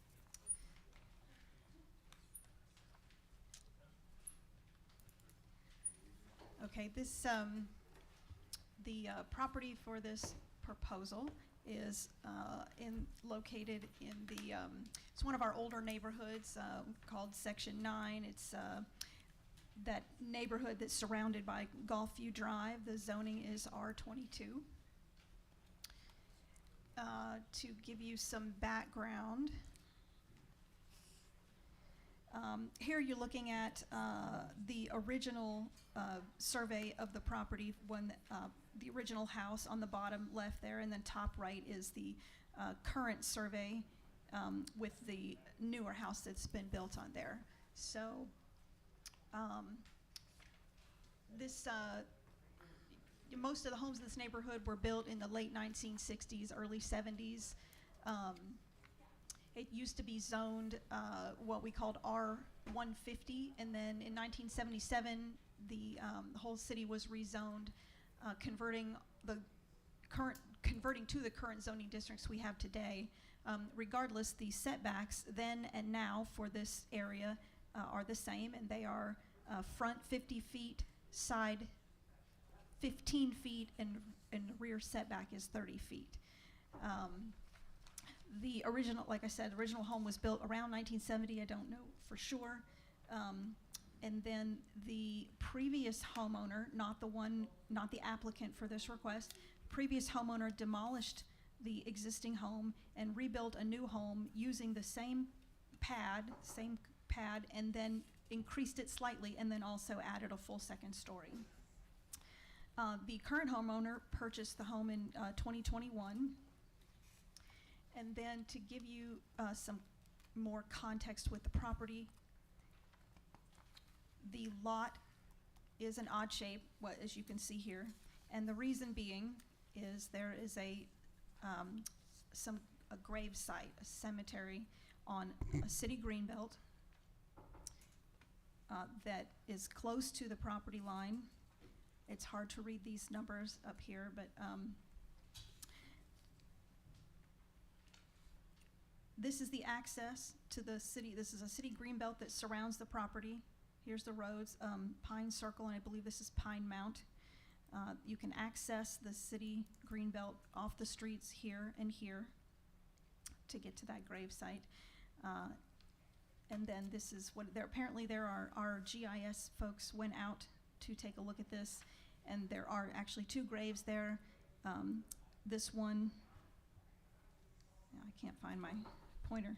Anyway, this one shown here in the picture, which was the male, I believe he's a Revolutionary War person, and then his wife apparently is buried next to him, and there are just some stone grave markers. But anyway, this grave site is approximately 4 feet from the rear property line, and to the corners of the house, you see on the picture on the left of the little green dash lines that go over from the little box around the graves, about 40 feet or so to the back corner of the house there.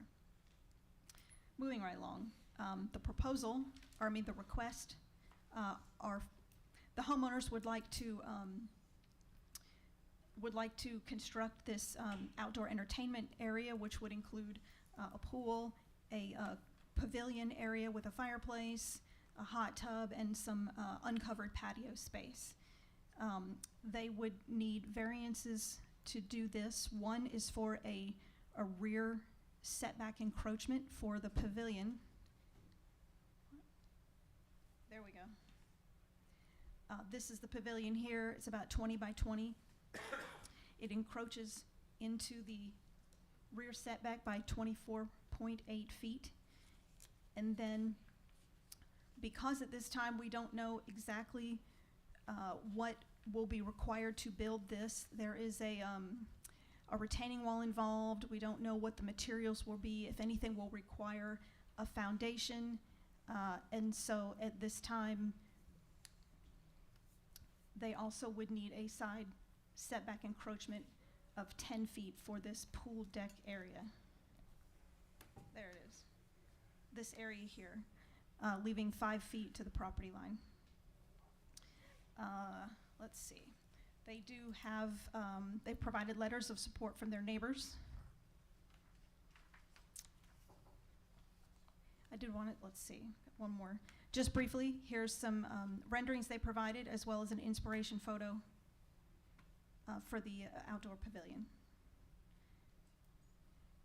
I'll briefly run through the criteria for considering a variance. One, it should, let's see, are there special circumstances applicable to the property? That this the strict interpretation of the ordinance would result in an unnecessary hardship, that there are extraordinary circumstances associated with the request, that granting the variance would not constitute a special privilege, that granting the variance would not be materially detrimental to public health, safety, or general welfare to other properties in the neighborhood, or would not create inconsistencies with the objectives of the comprehensive plan. Let's see, I think I've covered everything. And the applicant is here if you have questions for them. Okay. Would the applicant like to make some comments?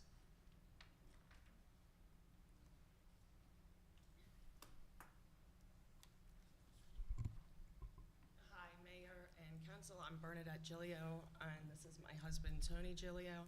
It's pretty simple. We're just really looking to put in a patio.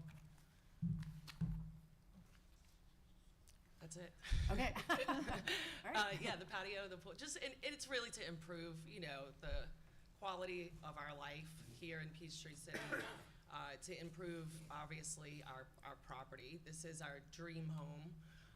And so in order to do that, yeah, we need the setback to do that. We love our neighbors. All of our neighbors are fully in support of this. They all love coming over. They want me to cook more. So I need an outdoor place to cook for them. So this would enable us to do that and to really enjoy our home here and improve the value of our home and our community as well. All right, thank you. Sure. Got somebody in the back, Madam. Well, no. At this time, I'll open the public hearing. Is there anybody who wishes to speak in favor? I see 2 hands up, and so you will each get up to 5 minutes. Go ahead and take the microphone. Thank you. Good evening, Mayor, members of the council. My name is Gordon Hoy. I live at 512 Pine Circle. We actually live 2 houses away from the folks making this request. I'm not aware of all the objective criteria that you're supposed to consider, but I tried to apply a little common sense to it. I can't see where anybody is being harmed by this request. If the variance is granted and the improvement is made, if it affects the property value at all, it will increase the property value. And if that happens, that's good for everybody in our neighborhood and arguably for everybody in the city. So I don't see a downside really to the granting of this request. I'm not aware of anybody in the neighborhood that's opposed to it. They've all been supportive, and we support it as well. And we respectfully request that the variance be approved. And thank you for the opportunity to address you. Thank you. Next, please.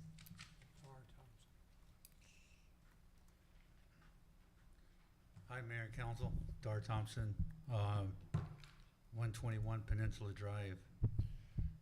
You know, in the past, I think government has looked at variances as absolutes, and they're not. They're abstracts. And they need to be looked at as individually in and of to themselves.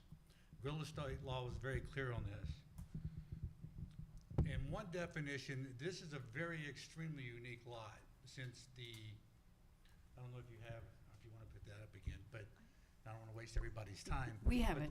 But, We're looking at it. But the driveway comes from the side. By real estate law, that consists of the front of the house.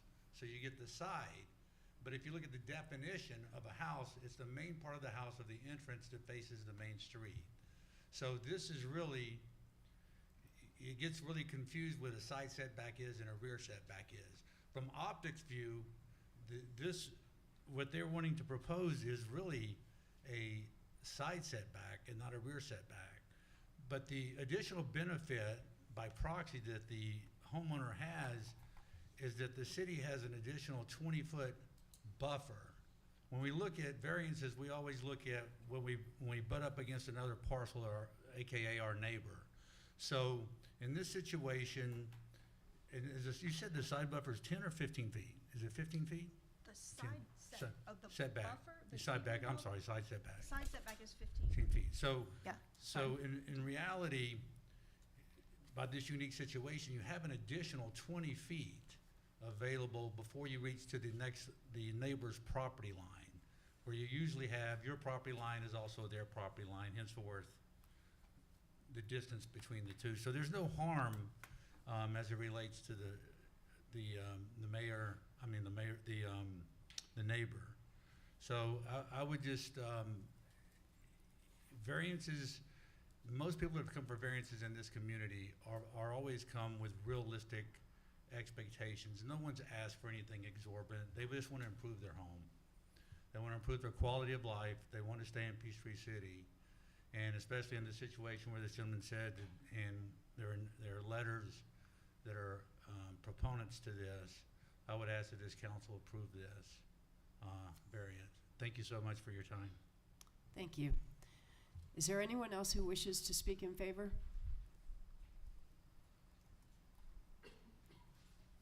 Good evening, Council. Keith Larson at Sandown Creek. I'm in favor of the property owner improving their property. I think that's respectful of their long-term interest in investing in our community. I do want to add a cautionary note and perhaps a condition of the council. That is in preservation and protection of the historic resource that is in the city greenbelt. That is the grave of Alexander Ware, a Revolutionary War veteran of the War of 1812, and one of the first settlers in Peachtree City in Fayette County before there was a Peachtree City. And in fact, that family had Ware's Mill, okay? And so him and his grave, they're only 9 feet from the intended line between the buffer of the property line and then going into where the grave site is located.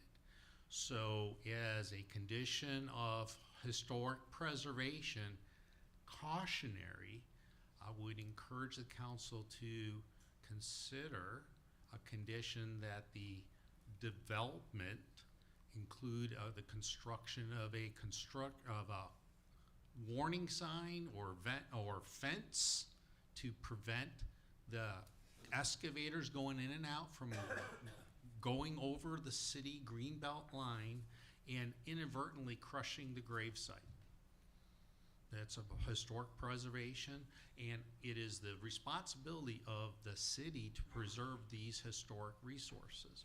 And so it is just of due diligence and caution that you might consider that some kind of construction fence be constructed around to protect those grave sites during this action.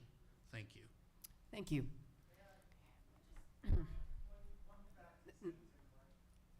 No, we're good. Is there anyone at this time who wishes to speak in opposition? Hearing none, I hereby close the public hearing. I'll start. It seems to me, at first glance, I thought, oh, no way, this is just not reasonable for the lot size. But we have public hearings for a reason. The neighbors are all supportive. A very, very strong argument could be made. This is not detrimental. In fact, it's going to improve the property. It's going to improve the neighborhood.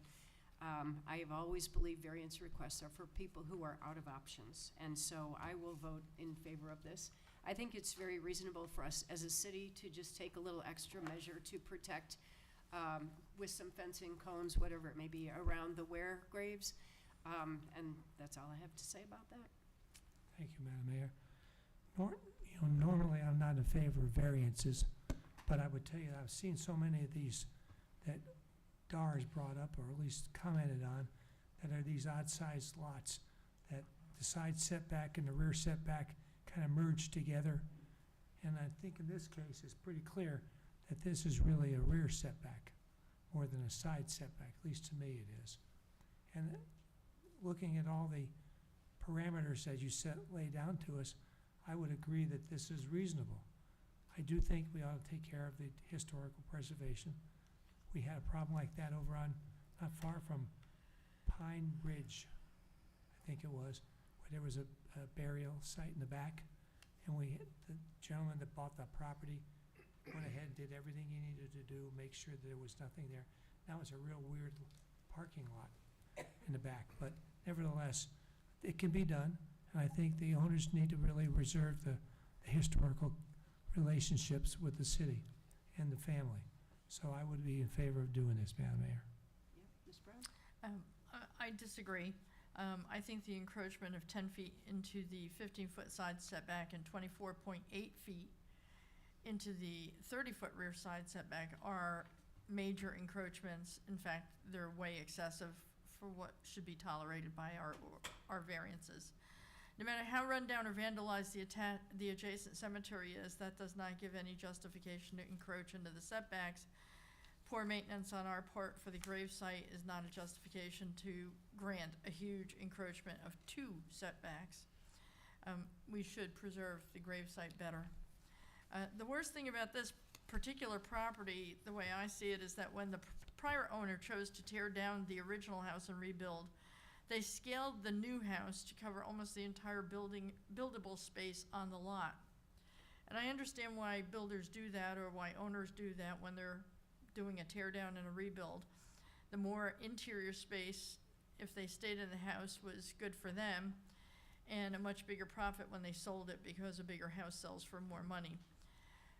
It appears that they didn't care to build any outside living space, whether for a porch or a deck or a pool, and it's a pity that they didn't choose a more appropriate design for the house that more closely aligns with what the current owner prefers.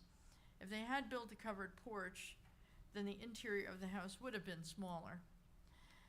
But even that does not mean that you can build a structure into the setback. Setbacks are there for a reason, and I do not support this variance because the amount of the setback encroachment is so huge on two different setbacks. All right, Mr. Holland, any comments? You can go ahead.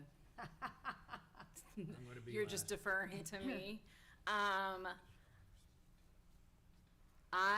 have some mixed emotions here. That's why I was willing to let you go first.